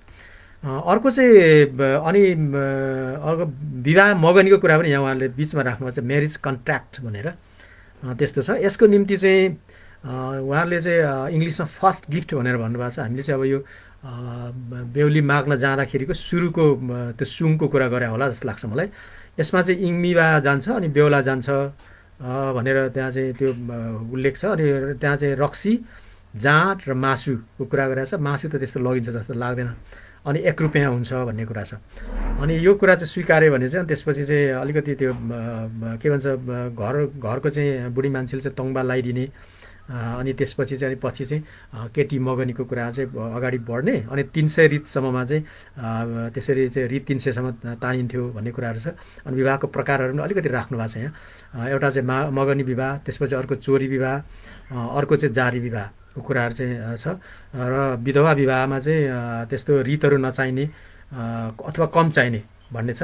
चोरी विवाहमा चाहिँ त्यो मागी विवाहभन्दा थप दण्डको पनि हुने भन्ने खालको चाहिँ उल्लेख छ। अनि त्यसपछि यहाँ 3टा टिकाको प्रसङ्ग उल्लेख गर्नुभएको छ। यहाँ पहिलो विवाहको पहिलो वर्षको पहिलो टिकामा 2टा सुँगुर र रक्सी, त्यस्तै गरेर चाहिँ दोस्रो टिकामा एउटा सुँगुर र रक्सी, त्यस्तै गरेर तेस्रो टिकामा चाहिँ आधा सुँगुर र आधा हक र रक्सी लाने भन्ने खालको चाहिँ छ। र अन्तिम रितको रूपमा चाहिँ उहाँले साई मुन्द्री छिन्नुपर्छ भन्ने छ। साई मुन्द्रीको पनि उहाँले चाहिँ यहाँ चाहिँ कति चाहिन्छ भन्ने कुरा चाहिँ यहाँ उल्लेख छ। यहाँ चाहिँ यो हड्सनकोमा पनि कलेक्सन भएको पहिला हाम्रो बैरागी काइलाज्यूले पनि उहाँले पनि लेख्नु भएको थियो यसको यो सम्बन्धी लेख। यहाँ चाहिँ त्यहाँ चाहिँ अब धेरै छ, तर यहाँ चाहिँ उहाँले चाहिँ 1 बोतल रक्सी र 5 पैसा श्रीमानले माइती पक्षलाई दिने, अनि त्यसपछि चाहिँ सही मुद्री छिन्ने भनेको। त्यसपछि चाहिँ महिलाको चाहिँ थर पनि आफ्नो श्रीमानतिर सर्ने, अनि त्यसपछि मरौ परौ भयो भने बर्खन्त गर्न पाइने, त्यो चाहिँ जुठो सर्ने भनौँ न, हो त्यस्तो खालको रित हो यो। त्यो चाहिँ त्यसरी गरिन्थ्यो भनेर भनेको छ। र यो सयमुद्री गर्दाखेरि चाहिँ माइतीबाट भाँडाकुँडा, गाग्रो, ओढ्ने, ओछ्याउने, अन्नपा, जाँड रक्सी आदि चाहिँ के अरे उसको रूपमा दाइजोको रूपमा दिन्थ्यो भन्ने कुरा पनि उहाँले चाहिँ यो चाहिँ म्यारिज कन्ट्र्याक्टमा चाहिँ उल्लेख गर्नुभएको छ। अर्को चाहिँ अन्तर्जातीय विवाह चल्छ कि चल्दैन भन्ने पनि थोरै प्रसङ्ग उल्लेख गर्नुभएको छ। यसमा चाहिँ छेत्री बाहुनसँग नचल्ने किनभने त्यहाँ चाहिँ देउता नमिल्ने, त्यस्तै गरेर चाहिँ खानेपिनेहरू नमिल्ने, अरू संस्कारहरू नमिल्ने भन्ने कुराहरू लिम्बूहरूको जवाब छ। र बाहुनहरूले चाहिँ अब अछुतको भन्नाले उसको रूपमा स्वीकार नसक्ने भन्ने कुरा गरेको छ। तर पनि यहाँ चाहिँ उहाँले 2टा नमुना चाहिँ दिनुभएको छ, जो चाहिँ लिम्बू महिलाहरू चाहिँ बाहुनसँग बिहे गरेको 2टा चाहिँ उल्लेख गर्नुभएको छ त्यहाँ। त्यो खालको छ। अर्को गुरुङ मगर र नेवारहरूसँग विवाह गर्न अरूले प्रोत्साहित नगर्ने, तर खासै गर्दा फरक नपर्ने भन्ने खालको त्यो खालको उल्लेख छ। र राई र याखारसँग चाहिँ 9% विवाह चाहिँ भएको चाहिँ उहाँहरूले उल्लेख गर्नुभएको छ त्यहाँ चाहिँ। किन भन्दाखेरि त्यो कारणहरू पनि उल्लेख गरेको छ। एउटा भाषा पनि नजिक भएको, खानपिन पनि मिल्ने, त्यस्तै गरेर धर्मविश्वासहरू पनि मिल्ने, विवाह आदि पनि मिल्ने कुराहरू चाहिँ त्यहाँ उल्लेख भएको छ। अनि अर्को चाहिँ यो चाहिँ विवाहको प्रतिशतहरू पनि त्यो सँगसँगै उल्लेख चाहिँ गर्नुभएको छ यहाँ। माघ विवाह उहाँहरूले चाहिँ त्यतिखेर अध्ययन गर्दाखेरि 60% पाउनु भएको रहेछ। माघी विवाह 60% हुन्थ्यो अरे, चोरी विवाह 20% हुन्थ्यो अरे, त्यस्तै गरेर जारी विवाह 20% हुन्थ्यो अरे। अनि त्यो बेलाको चलनहरू पनि उल्लेख भएको छ त्यहाँ। देवर र भाउजूको विवाह हुन सक्ने अथवा सालीसँग चाहिँ साली र भेनाको विवाह हुन सक्ने त्यो कुराहरू पनि छ। र त्यसमध्ये देवरसँगको विवाह, भाउजूको विवाह चाहिँ 2% भन्दा अलिक कम थियो भनेर चाहिँ उहाँले चाहिँ उल्लेख गर्नुभएको छ। र यस्तोमा चाहिँ रित लेना देना चाहिँ नपर्ने भनेको घरको जेठोसँग बिहे गरे अथवा दाइसँग बिहे गरेको छ भने दाइको मृत्यु भएमा त्यो अवस्थामा चाहिँ भाउजूले चाहिँ देवरसँग बिहे गर्ने त्यो चलन चाहिँ त्यो खालको उल्लेख छ यहाँ। त्यस्तो पाइन्छ। त्यस्तै गरेर सालीले भेनासँग जिस्किनु, देवरसँग भाउजूले जिस्किनु चाहिँ सामान्य मानिन्थ्यो भन्ने चाहिँ त्यहाँ उल्लेख छ, पाउनु भएको छ उहाँहरूले। त्यस्तै गरेर जेठी सासू र बहिनी ज्वाइँ त्यस्तै गरेर चाहिँ बुहारी र जेठाजु जिस्किनु चाहिँ यो चाहिँ पाप मानिन्थ्यो, पाप मानिन्छ भन्ने कुरा चाहिँ उहाँले चाहिँ उल्लेख गर्नुभएको छ। र त्यस्तै गरेर अब अर्को चाहिँ विवाहको कुरा छ, गेटिङ म्यारिज भन्ने टपिकमा उहाँहरूले लेख्नु भएको छ। यसमा विवाह कुन बेला हुन्थ्यो भन्ने प्रसङ्गबाट सुरु गर्नुभएको छ। लिम्बूहरूको विवाह उहाँहरूको हिसाबले चाहिँ फेब्रुअरी मार्च भनेर भन्नुभएको छ। यो चाहिँ माघ फागुनतिर देखिन्छ, त्यो बेला चाहिँ बढी हुन्छ भन्ने खालको छ। र विवाहको अब अघि मगनीको कुरा अघि आइसक्यो। अब अहिले चाहिँ अब विवाहको तयारीको कुराहरू मगनी भएर आइसकेपछि विवाहको बेहुलाको घरमा चाहिँ तयारी कसरी गरिन्छ भन्ने कुरा चाहिँ उहाँले देखेको त्यहाँ चाहिँ उल्लेख गर्नुभएको छ। जस्तै दाउरा काट्ने, त्यस्तै गरेर चाहिँ जाँड पकाउने, राँगा खोज्ने, लुगा गहनाको बन्दोबस्त गर्ने, टपरा गाँस्ने, डेराको तयारी, यो त अन्तिममा बेहुली लिन जानु आउने दिनको कुरा, डेराको तयारी गर्ने, यस्तो कामहरू चाहिँ गरिन्थ्यो, यसरी विवाहको तयारी गरिन्थ्यो भनेर भनेको छ। र विवाहको निर्धारित दिन आइसकेपछि चाहिँ बेहुला र पहिला केटी मगनी गर्न जाँदाखेरि गएको जुन इङ्मिबा हुन्छ, सरदार पनि भनिन्छ, लमी, ऊ र बेहुला जाने र उनीहरूले चाहिँ बेलुका गइसकेपछि चाहिँ त्यो बसेपछि भोलिपल्ट बिहान चाहिँ केटीको तर्फबाट, बेहुलीको तर्फबाट गाउँको लकन्दीहरूसहित भएर चाहिँ बेहुलाको घरमा फर्किने। त्यसमा चाहिँ अब बेहुलीको भाइ पनि आउँछ भनेर उहाँले उल्लेख गर्नुभएको छ। त्यस्तै गरेर चाहिँ यता अब बेहुलाको घरमा आइपुग्ने बेला आउँछ, घर नजिकै पुगेपछि चाहिँ बेहुलीलाई अनि त्यो लकन्दीहरूलाई चाहिँ च्याब्रुङ बजाउने, त्यस्तै गरेर बन्दुकीहरूको टिमले चाहिँ च्याब्रुङ बजाएर बन्दुक पड्काएर चाहिँ स्वागत गर्ने, उनीहरूलाई चाहिँ त्यो घैँटोमा जाँडहरू दिएर स्वागत गर्ने भन्ने कुराहरू छ। त्यो सँगसँगै उनीहरूलाई चाहिँ स्कर्टिङ गर्दै डेरामा लगेर चाहिँ राख्ने कुरा छ। त्यस्तै गरेर चाहिँ अब डेरामा पुर्याइसकेपछि चाहिँ त्यहाँ बसिसकेपछि तङ्बा खानेकुराहरू दिने र त्यो बेला चाहिँ अब एकदम त्यो हेना कुखुराहरू पनि उहाँले चाहिँ इङ्ग्लिसमा त्यसलाई चाहिँ बुझेको उहाँले चाहिँ लेख्नु भएको छ। उहाँले चाहिँ इङ्ग्लिसमा यसरी लेख्नु भएको छ, we welcome you to our village with these humble gifts of food, we are your servants, is the beer good, is the food good, whatever your needs may be, summon us at once, do not be shy, we are here to serve you भनेर चाहिँ यो page number 83 मा उहाँले यसरी लेख्नु भएको छ। भनेपछि हेना गर्दाखेरि चाहिँ हामीले चाहिँ अब उनीहरू चाहिँ हेना मुभमा गर्नेहरू चाहिँ एकदम सानो भएर आफूले चाहिँ सानो देखाएर तपाईँहरू चाहिँ हामी चाहिँ के भन्छ सर्भेन्ट जस्तै हौँ, सेवक हौँ र खानेकुराहरू ठिक मिठो भएन होला, यस्तो भए पनि खाइदिनु होला भनेर चाहिँ अनुरोध गर्ने कुराहरू चाहिँ त्यसरी चाहिँ उल्लेख गर्नुभएको छ उहाँहरूले। र बेलुका चाहिँ खाना खाइसकेपछि चाहिँ धाननाच हुन्छ भन्ने कुरा उहाँले त्यहाँ लेख्नु भएको छ। र ख्यालीबाट साइनो केलाउने हैन, त्यसपछि साइनो नलाग्ने भएपछि धान नाच्न थाल्ने, अनि पालम चाहिँ स्थानीयले नै सुरु गर्ने र पालमको विषयहरू पनि उहाँले उल्लेख गर्नुभएको छ। त्यसमा चाहिँ सृष्टि, फुल हैन, रुखपात, जुन तारा, माया पिरती आदि विभिन्न विषयमा चाहिँ कुरा के अरे पालमका विषयहरू हुन सक्छन् भनेर चाहिँ उल्लेख छ त्यसमा। त्यस्तै गरेर विवाहको दिनमा बिहान चाहिँ तङ्बा खाना खुवाउने, अघि जस्तै अब हेना गर्दै, र मध्य दिनमा चाहिँ च्याब्रुङ्गीहरू चाहिँ घरको आँगनमा आउने, च्याब्रुङ बजाउने, त्यस्तै गरेर दमाईहरूले चाहिँ पहिल्यैदेखि बेहुला बेहुलीको लुगाहरू सिलाउँदै आँगनको चाहिँ एउटा कुनामा बसिराखेका हुन्छन्, उनीहरूले पनि बाजागाजाहरू बजाउने, गाउँलेहरू भेला हुने काम चाहिँ दिउँसो हुन्छ। त्यसपछि चाहिँ अनि बेहुलीको लुगाहरू चाहिँ छुट्याउने काम गरिन्छ भन्ने कुराहरू छ। अनि उनले त्यो बेला पाइएको चाहिँ बेहुलीको लुगा चाहिँ नाइलन वा सिल्कको सारी र पटुका, त्यस्तै गरेर मखमली चोलो, तिनखोले मजेत्रो, त्यस्तै गरेर सुनका गहनाहरू, यस्तोहरू सबै लिएर चाहिँ अनि जहाँ त्यो डेरामा बसिरहेका हुन्छन् बेहुली र लोकन्दीहरू त्यहाँ जाने, अनि त्यो के अरे लमीले चाहिँ उनीहरूलाई चाहिँ त्यो चाहिँ दिने र त्यसपछि उनीहरूले स्वीकारेपछि चाहिँ अनि केटीलाई चाहिँ केवल सिगार गर्नको निम्ति चाहिँ पूर्व दिशामा लगेर जान्छन् भन्ने कुरा चाहिँ यहाँ उल्लेख छ त्यो उसमा। त्यस्तै गरेर चाहिँ अनि बेहुलाको सन्दर्भमा पनि डिटेलमै लेखेको छ। बेहुलाले चाहिँ सेतो दौरा सुरुवाल, यो चाहिँ के भन्छ ट्युनिक भनेर भन्छ, व्हाइट ट्युनिक भनेर छ। त्यस्तै गरेर पटुका, टोपी, त्यस्तै गरेर तिवाजो पनि, यता माथि तिवाजो पनि लाउने, त्यस्तै गरेर फुलमाला अथवा कण्ठ त्यस्तै गरेर त्यस्तो लाउने र निधारमा चाहिँ सेतो टिका लाउने भन्ने खालको त्यस्तो खालको चाहिँ ऊ छ, त्यस्तो खालको चाहिँ उल्लेख भएको छ। त्यस्तै गरेर चाहिँ अनि दायाँ र बायाँ चाहिँ सेतो कपडाको चाहिँ एउटा यस्तो चाहिँ फेटा जस्तो यस्तो लगाइदिने चलन पनि थियो भन्ने कुरा पनि त्यहाँ चाहिँ उहाँले उल्लेख गर्नुभएको छ। उहाँहरूले अलिकति म चित्र चाहिँ तपाईँलाई देखाउँ कि जस्तो लागेको थियो, देखिन्छ नै होला जस्तो लाग्छ।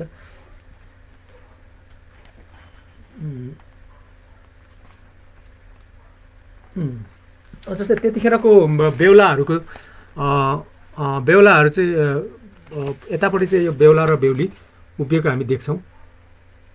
बेहुलाले चाहिँ त्यो तिवाजो अग्लो लाएको छ। त्यस्तै गरेर चाहिँ अर्को चाहिँ अब केटी के अरे बेहुला र बेहुलीहरू यो खाना खानुको निम्ति बसेको जस्तो देखिन्छ यहाँ।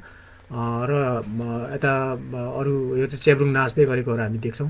यहाँ चाहिँ यता चाहिँ लुगा के अरे के भन्छ यो चाहिँ दमाईहरूले चाहिँ पञ्चे बाजा बजाउँदै गरेको पनि हामी देख्छौँ त्यहाँ।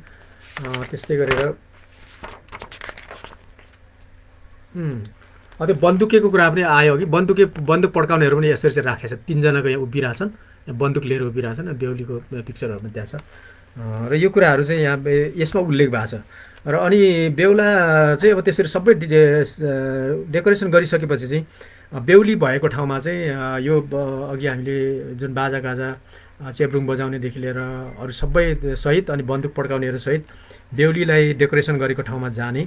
अनि त्यहाँ गइसकेपछि बेहुला र बेहुली चाहिँ आमने सामने उभिएपछि बेहुलाले चाहिँ बेहुलीलाई टिका लगाइदिने र बेहुलीले ढोग्ने। त्यसपछि चाहिँ उनीहरूलाई चाहिँ त्यो भोज खुवाउने ठाउँमा ल्याउने भन्ने कुरा उल्लेख छ। र ल्याउँदाखेरि चाहिँ बेहुलीलाई चाहिँ भाइले बोकेर ल्याउँछ। अनि उनीहरूलाई चाहिँ केटीपट्टिको केटी लोकन्दीले चाहिँ बेहुलीलाई छाता उडाउने, केटा बेहुलालाई चाहिँ केटा लोकन्दीले चाहिँ छाता उडाउने प्रसङ्गहरू चाहिँ यहाँ चाहिँ उल्लेख गरेका छन्। अनि त्यो सँगसँगै यो सबै बाजागाजा बजाउनेहरू उनीहरू सँगै आउने अनि त्यो खाना खाने ठाउँसम्म उनीहरूलाई चाहिँ स्कर्ट गरेपछि खाना खुवाउने भन्ने कुरा चाहिँ यहाँ चाहिँ त्यो कुराहरू उल्लेख छ। अनि यसपछि चाहिँ खाना खाइसकेपछि बेलुका साँझपख चाहिँ भित्र्याउने कुराहरू पनि सविस्तार उहाँहरूले चाहिँ उल्लेख गर्नुभएको छ यहाँ। र यहाँ बेलुका साँझपख बेहुली भित्राउँदा चाहिँ अब अरू ठाउँ थाहा छैन, त्यहाँ चाहिँ फल्याक राखिया हुन्थ्यो भनेर चाहिँ उसले लेखेका छन्, लेख्नु भएको छ उहाँहरूले। फल्याक चाहिँ बिचमा फल्याक राख्ने, अनि त्यो फल्याक टेक्दै जानुपर्ने। अनि त्यो फल्याकको यता त्यो ढोकाको दायाँ बायाँमा चाहिँ पानीको गाग्रीहरू हुने, त्यस्तै गरेर दियो कलशहरू हुने। अनि आमा बाबुले चाहिँ त्यहाँ लगायत अरू नातेदारहरू चाहिँ केटा बेहुला र बेहुलीलाई चाहिँ स्वागत गर्नको निम्ति त्यो बसेको हुने। अनि उनीहरूलाई चाहिँ त्यहाँ चाहिँ टिका लगाइदिने, सेतो टिका। अनि त्यसपछि उनीहरूलाई चाहिँ भित्र्याउने त्यस्तो चाहिँ गरिन्थ्यो भन्ने कुरा चाहिँ त्यहाँ लेखिएको उल्लेख भएको छ त्यहाँ। त्यस्तै गरेर चाहिँ भित्र लगिसकेपछि चाहिँ बेहुला र बेहुलीले चाहिँ मूल खाँबोको छेउमा राख्ने भन्ने कुरा छ। त्यहाँ लगिसकेपछि चाहिँ फेदाङमाले चाहिँ त्यो लगन गर्नको निम्ति उनीहरूको चाहिँ फुङ्मा चाङमा गरिदिने। त्यस्तै गरेर चाहिँ थुप्रै त्यहाँ चाहिँ गाउने, अरू चाहिँ मुन्दुमहरू वाचन गर्ने, उनीहरूको चाहिँ त्यो उनीहरूले चाहिँ पालन गर्नुपर्ने कुराहरू चाहिँ बताउने भन्ने कुराहरू उल्लेख छ। र 3 बजेतिर चाहिँ अनि त्यहाँदेखि एउटा भाले र पोथी कुखुरा ल्याएपछि उनीहरूको चाहिँ लगन गरिन्छ भन्ने चाहिँ उल्लेख छ। र यसमा यो लेखमा चाहिँ यो युप्पालुङको बारेमा चाहिँ यो छुटेको छ, त्यो चाहिँ पछि पनि म अलिकति जोड्छु। र अरू सबै कुराहरू चाहिँ फेरिस्त उहाँले चाहिँ गर्नुभएको छ। त्यसपछि लगन गर्दा चाहिँ एकदम सबै के अरे चेब्रुङ बजाउनेहरू पनि के अरे त्यो गर्ने मान्छेहरू कराउने, सबै त्यो बन्दुक पड्काउने लगायतका कुराहरू चाहिँ गर्थे भनेर चाहिँ उहाँले चाहिँ उल्लेख गर्नुभएको छ। अनि यो सकिसकेपछि बिहान चाहिँ लगन सकिसकेपछि बिहान यो 3 बजेको कुरा हो। त्यसपछि लगत्तै बिहान चाहिँ बेहुलीले चाहिँ घर आँगन बढार्ने, दैलो पोत्ने, त्यसमा निम्ति चाहिँ अब उताबाट आएका चाहिँ लकन्दीहरूले चाहिँ सहयोग गर्ने भन्ने कुराहरू चाहिँ त्यस्तो छ। अनि त्यसपछि आउनेहरूलाई अब यो अरूतिर छ कि छैन, यहाँ चाहिँ सुँगुरको फुदोङ दिने कुरा पनि उल्लेख छ। अनि बेहुलीको सहभागितामा खानाहरू पकाइने। अनि बेहुली भतेर गरेपछि चाहिँ सबै विभिन्न त्यो रीतको चाहिँ सामानहरू लिएर चाहिँ अनि बेहुलीको घरमा जाने भन्ने कुराहरू उल्लेख गरेको छ। त्यसपछि फर्किने प्रसङ्गहरू चाहिँ त्यहाँ उल्लेख छैन। अनि त्यसपछि चाहिँ अब लाइफ साइकल रिचुअल भनेर चाहिँ अर्को एउटा उपशीर्षक छ। यसको बारेमा पनि केही कुराहरू चाहिँ चर्चा गर्नु सान्दर्भिकै होला भन्ने लागेको छ। यसमा चाहिँ महिला दोजिया भएपछि 5-6 महिनामा चाहिँ सापुक चोमेन गरिन्छ भन्ने प्रसङ्ग छ। अब आजभोलि त सापुक चोमेन गर्ने हराइ नै सक्यो जस्तो लाग्छ। त्यसमध्ये वरकमा साम्माङको कुरा यहाँ बढी उहाँहरूले उल्लेख गर्नुभएको छ। वरकमा साम्माङ अब यो त्यतातिर चाहिँ त्यस्तो उहाँले चाहिँ बुझ्दाखेरि त्यस्तो बुझ्नुभएको छ। वरकमा साम्माङले चाहिँ आमाको पनि, दोजिया आमाको पनि, त्यस्तै गरेर चाहिँ पेटमा भएको बच्चाको पनि सातो चाहिँ उसँग हुन्छ।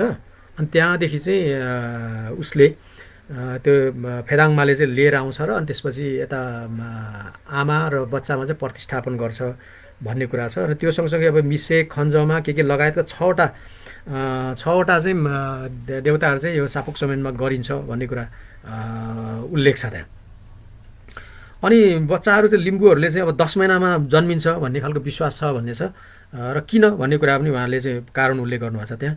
त्यो गर्भधारण भएको महिनालाई चाहिँ के अरे त्योभन्दा पूर्व अवस्थालाई चाहिँ 1 महिना मान्ने भयो हुनाले 10 महिना भन्छन् भन्ने कुरा चाहिँ त्यस्तो खालको चाहिँ उल्लेख छ। र त्यसपछि सुत्केरीको प्रसङ्ग पनि उल्लेख गर्नुभएको छ। सुत्केरी हुँदाखेरि चाहिँ पुरुषहरू चाहिँ त्यहाँ नहुने, महिलाहरू मात्रै 2-3 जना महिलाहरूले चाहिँ सुत्केरी हुन चाहिँ दोजियालाई चाहिँ सहयोग गर्ने भन्ने खालको उल्लेख छ। आजभोलि त व्यवहारमा त फरक खालको पाइन्छ, त्यो छ। अनि बच्चा जन्मिसकेपछि चाहिँ बाँसको चक्कुले बच्चाको नाइटो काटिदिने। अनि नाइटो काटिसकेपछि चाहिँ अनि त्यो नाइटो बाँधिसकेपछि अनि अब छोरी छ भने चाहिँ धागोको 3 फन्कोको चाहिँ एउटा डोरो अथवा 3 डोरोको चाहिँ एउटा त्यो धागो चाहिँ हातमा बाँधिदिने, अथवा छोरो छ भने चाहिँ 4वटा डोराको चाहिँ त्यो धागो हातमा बाँधिदिने चलन छ। त्यसपछि चाहिँ यहाँ चाहिँ अब यस्तो अरूतिर छैन, तर यहाँ चाहिँ उहाँले के उल्लेख गर्नुभएको छ भने अनि आमाले लगत्तै त्यति गरिसकेपछि चाहिँ आमाले चाहिँ बच्चालाई लिएर बच्चाको नाम चाहिँ राखिदिन्छ भन्ने प्रसङ्ग पनि उल्लेख छ यसमा चाहिँ। अनि बच्चा चाहिँ केटा र केटी हुँदाखेरिको कुरामा चाहिँ थुप्रै कुराहरूमा चाहिँ फरकपन आउँछ भन्ने कुरा चाहिँ त्यहाँ उल्लेख छ। अब कोक्रो बुन्दाखेरि पनि छोरीको लागि हो भने 3 तला भनेर स्टेप चाहिँ 3टा राख्ने, त्यस्तै गरेर चाहिँ छोरा हो भने 4वटा स्टेप राखिन्छ भन्ने कुराहरू पनि उल्लेख गरेका छन् उनीहरूले चाहिँ। त्यस्तै गरेर चाहिँ सुत्केरीलाई चाहिँ त्यतिखेर चाहिँ अब एकदम रानी जस्तै के अरे मानमनित गरिन्छ भनेर चाहिँ इङ्ग्लिसमा उहाँले यसरी लेख्नु भएको छ। At the birth of the child the mother is treated like a queen भनेर चाहिँ उहाँले चाहिँ त्यसरी लेख्नु भएको छ। अनि सुत्केरी महिलाहरूलाई चाहिँ घिउले चाहिँ घिउ लाएर कपाल कोरिदिने, त्यस्तै गरेर झाडीको रक्सी खुवाउने, तताएको घिउ, कुखुरा, खसीको मासु, जाँड रक्सी खुवाउने, तर दही चाहिँ नखुवाउने भन्ने खालको चाहिँ त्यो खालको छ। अनि याङदाङ फोङमा गर्दाखेरि पनि अब त्यो 3 दिन र 4 दिनकै प्रसङ्ग छ। केटी छोरी हो भने 3 दिनमा, छोरा हो भने 4 दिनमा। र त्यतिखेर चाहिँ भालेको डाकदेखि चाहिँ घर सरसफाइ गर्ने, घर लिप्ने, लुगा धुने कामहरू चाहिँ गरिन्छ। अनि त्यसपछि चाहिँ त्यो चोखिने काम गरिन्छ। र चोखिने दिनमा चाहिँ सुत्केरी स्याहार्ने महिलालाई चाहिँ 1 रुपियाँ दिने र टिका लगाइदिने, अनि चोलो पनि एउटा दिने चलन त्यो बेला चाहिँ त्यस्तो भएको भन्ने उल्लेख छन्। अनि अरू थुप्रै मध्ये एउटा चाहिँ मलाई अलिक सान्दर्भिक अलिक युनिक लागेको छ। केटाले चाहिँ 5 वर्ष पुग्दाखेरि मात्रै कपाल काट्ने भन्ने पनि उहाँहरूले चाहिँ उल्लेख गर्नुभएको छ, यो खालको छ। त्यसपछि अब अर्को चाहिँ डिभोर्स सम्बन्ध विच्छेदको कुरा छ। डिभोर्स उहाँले चाहिँ शीर्षकै पनि त्यस्तो राखिदिनुहुन्छ, डिभोर्स लिम्बू स्टाइल, लिम्बू प्रकारको चाहिँ डिभोर्स। यहाँ चाहिँ अब कारणहरू थुप्रै छ, त्यसमध्ये अलिकति केही कारणहरू मैले लिस्ट गरेको छु। सम्बन्ध विच्छेद हुँदाखेरिको कारणहरूमा चाहिँ एउटा चाहिँ सासू र बुहारी बिचमा चाहिँ सम्बन्ध राम्रो नहुनाले पनि धेरै जसो ऊ चाहिँ के अरे सम्बन्ध विच्छेद भएको भन्ने कुराहरू उनीहरूको अध्ययनमा चाहिँ त्यो देखिन्छ। किनभने सासूले चाहिँ नजिकबाट बुहारीलाई, किनभने अब लिम्बूहरूको आफ्नो परम्पराअनुसार दान बुन्न जान्दछ कि जान्दैन, होइन, घर लिप्न जान्दछ कि जान्दैन, खाना पकाउन जान्दछ कि जान्दैन भन्ने त्यो आधारभूत सिपहरू हुन्छ। त्यो सिप चाहिँ परीक्षण गर्न खोज्ने, त्यो चाहिँ त्यो बुहारीलाई, नयाँ बुहारीलाई चाहिँ त्यति नपच्ने, त्यो कारणले उनीहरूको बिचमा चाहिँ कन्ट्राडिक्सन भएर बढी डिभोर्स चाहिँ त्यसरी हुन्थ्यो भन्ने कुराहरू उहाँको त्यतिखेरको अध्ययन छ। र अर्को चाहिँ नन्दहरू देवरहरूसँग पनि खटपट हुने भावना, मन नमिल्ने भावनाले पनि कतिपय डिभोर्सहरू चाहिँ भएको भन्ने कुरा छ। अर्को चाहिँ अब अलिक बढी सँगसँगै अर्को चाहिँ उमेर फरक पर्नाले पनि डिभोर्सहरू भएको कुराहरू चाहिँ छ। केटी चाहिँ कम उमेरको हुने, त्यतिखेर केटी पनि उहाँको अध्ययनको बेला चाहिँ 16 देखि 20 वर्षभित्रका केटीहरू अधिकांशले बिहे गरिसकेको भन्ने देखिन्छ त्यहाँ। र केटी र केटा अथवा बेहुला र बेहुलीकोमा चाहिँ अब बेहुलीको चाहिँ विशेष गरी उमेर कम हुने बित्तिकै डिभोर्स हुने धेरै जसो। अनि अर्को चाहिँ बच्चा नहुनाको कारणले पनि धेरै डिभोर्सहरू हुने र चाहिँ के भन्छ त्यो बहुविवाह पनि हुने। त्यस्तै गरेर चाहिँ नातेदारको प्रोत्साहनले पनि त्यस्तो डिभोर्सहरू चाहिँ गर्ने कुरा चाहिँ उल्लेख गर्नुभएको छ। कतिपय ठाउँमा चाहिँ जस्तै अब बिहे गरिसकेको छ तर दिदीकोमा पाहुना जाँदाखेरि त्यता चाहिँ अब राम्रो खालको केटा भयो भने त्यही गाउँमा चाहिँ दिदीले चाहिँ बहिनीलाई यतै बसौँ, हामी सँगै बसौँ, यता सँगै बस्दाखेरि हाम्रो चाहिँ के भन्छ रेखदेख पनि हुन्छ भन्ने खालको, अथवा फुपूको होइन त्यस्तो कुराहरूले पनि उनीहरूले सिफारिस गरेको आधारमा चाहिँ त्यता बिहे गरेर यता पनि राम्रो पुरानो बिहे पनि राम्रो नभइरहेको अलिकति त्यतातिर जाँदाखेरि त्यस्तो हुने खालको पनि चाहिँ हामी त्यस्तो अध्ययनमा चाहिँ त्यतिखेर पाइएको छ। त्यो अर्को चाहिँ भौगोलिक दूरीले पनि विवाहमा चाहिँ त्यस्तो डिभोर्स भएको कुराहरू चाहिँ उल्लेख छ। विशेष गरेर यो माथि तम्बरखोला मेवाखोलाको सन्दर्भ, यता के अरे फेदापुर त्यताको सन्दर्भ, अनि त्यस्तै गरेर अनि भाषाको कुरामा पनि छ। भाषिकाहरू नमिलेर जस्तै छत्तरकाहरू यता आउँदाखेरि नमिल्ने, अथवा तमरखोला मेवाखोलाहरूसँग तल बिहे गर्दा अथवा तलकाले माथि बिहे गर्दा त्यो भाषा नमिलेर समस्या भएर पनि कतिपय चाहिँ डिभोर्स भएको कुराहरू चाहिँ त्यहाँ उल्लेख छ।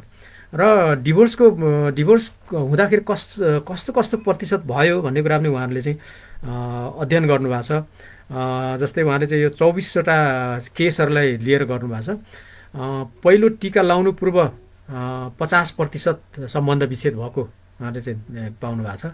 दोस्रो टीका बिहेको भनेको बिहेपछि पहिलो टीका गर्नुभन्दा पहिला नै पूर्व नै 50% सम्बन्ध विच्छेदहरू। त्यसपछि दोस्रो टीका भनेको दोस्रो वर्षको दोस्रो टीकामा चाहिँ 25% सम्बन्ध विच्छेद। त्यसो गरेर तेस्रो टीका लाउनु पूर्व 8% सम्बन्ध विच्छेद। त्यस्तै गरेर चाहिँ रीत सबै बुझाइसकेपछि पनि 8.34% चाहिँ सम्बन्ध विच्छेद भएको भन्ने खालको चाहिँ उहाँहरूको चाहिँ उल्लेख छ। र यसमा पनि अब हामीले अब जारी चाहिँ सामान्यतया 21% कुरा हामीले अघि पनि गरेका छौँ।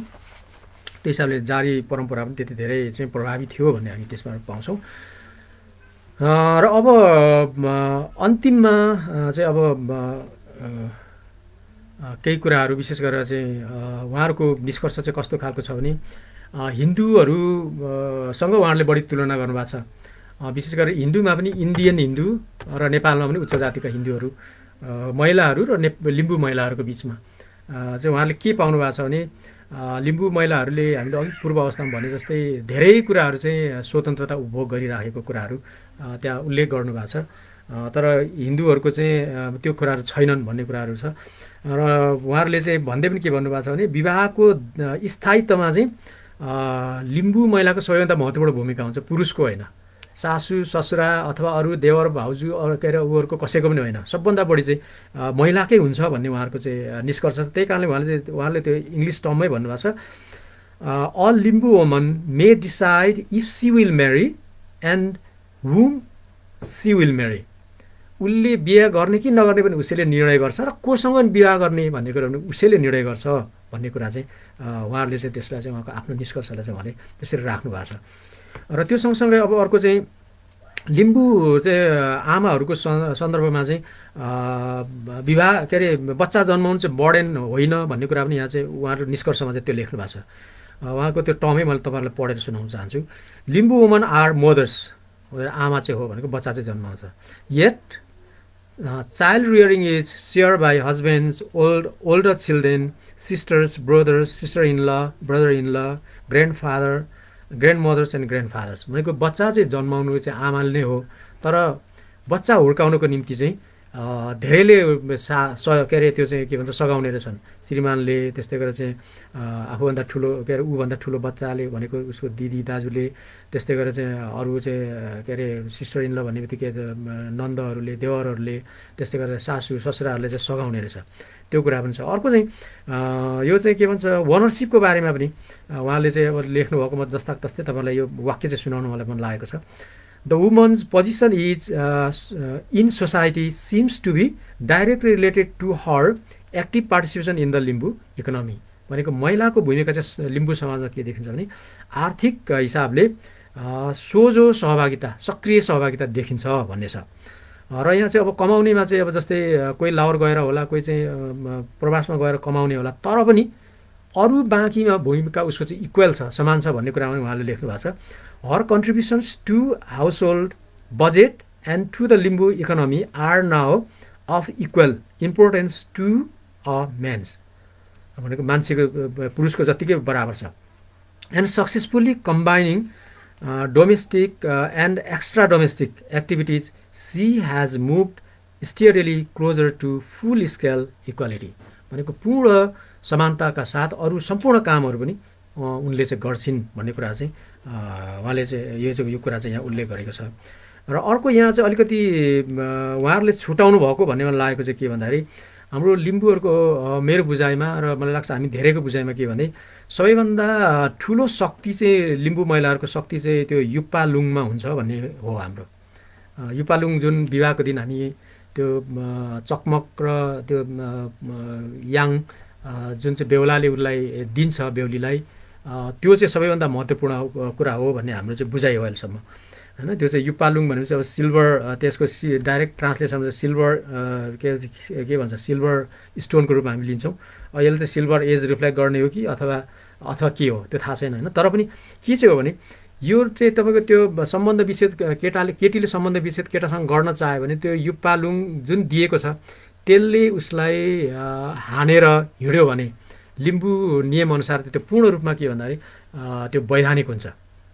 र त्यो कुरा चाहिँ उहाँहरूले यो अध्ययनमा छुटाउनु भएको छ। सम्भवतः अब त्यो के भएर छुट्यो उहाँहरूले, अब त्यो 2 वर्ष 3 वर्षको अध्ययन अब पछि प्लस 1 वर्ष 3 वर्षको अध्ययन हो, त्यो कारणले चाहिँ अलिक फरक परेर त्यहाँ छुट्या हो कि त्यो अलिक गहिराइमा बुझ्नु नभ्याएर त्यस्तो भयो कि त्यो कुरा एउटा छुट्या छ। मलाई लाग्छ लिम्बू महिलाहरूको सबैभन्दा ठुलो शक्ति चाहिँ त्यो हो विवाहको सन्दर्भमा भन्ने मलाई लाग्छ।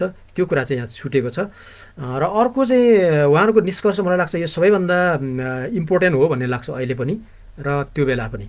उहाँले चाहिँ लिम्बू विवाहलाई कानुनको रूपमा लिनुभएको छैन। लिम्बू विवाहलाई चाहिँ उहाँले के को रूपमा लिनुभएको छ, एउटा प्रक्रियाको रूपमा लिनुभएको छ। यो प्रक्रिया चाहिँ कोर्टसिप भनेर सुरु भन्नुभएको छ।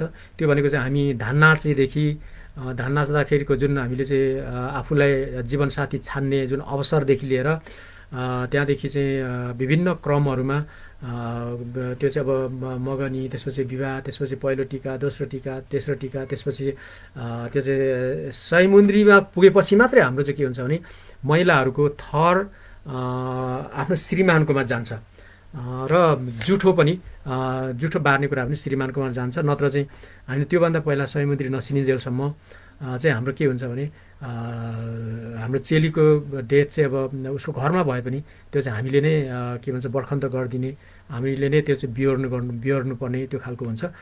र त्यो कुराले गर्दाखेरि उहाँले चाहिँ उहाँको अध्ययनले चाहिँ निष्कर्ष चाहिँ के भन्दाखेरि Limbu marriage is the process not the law, not the act होइन।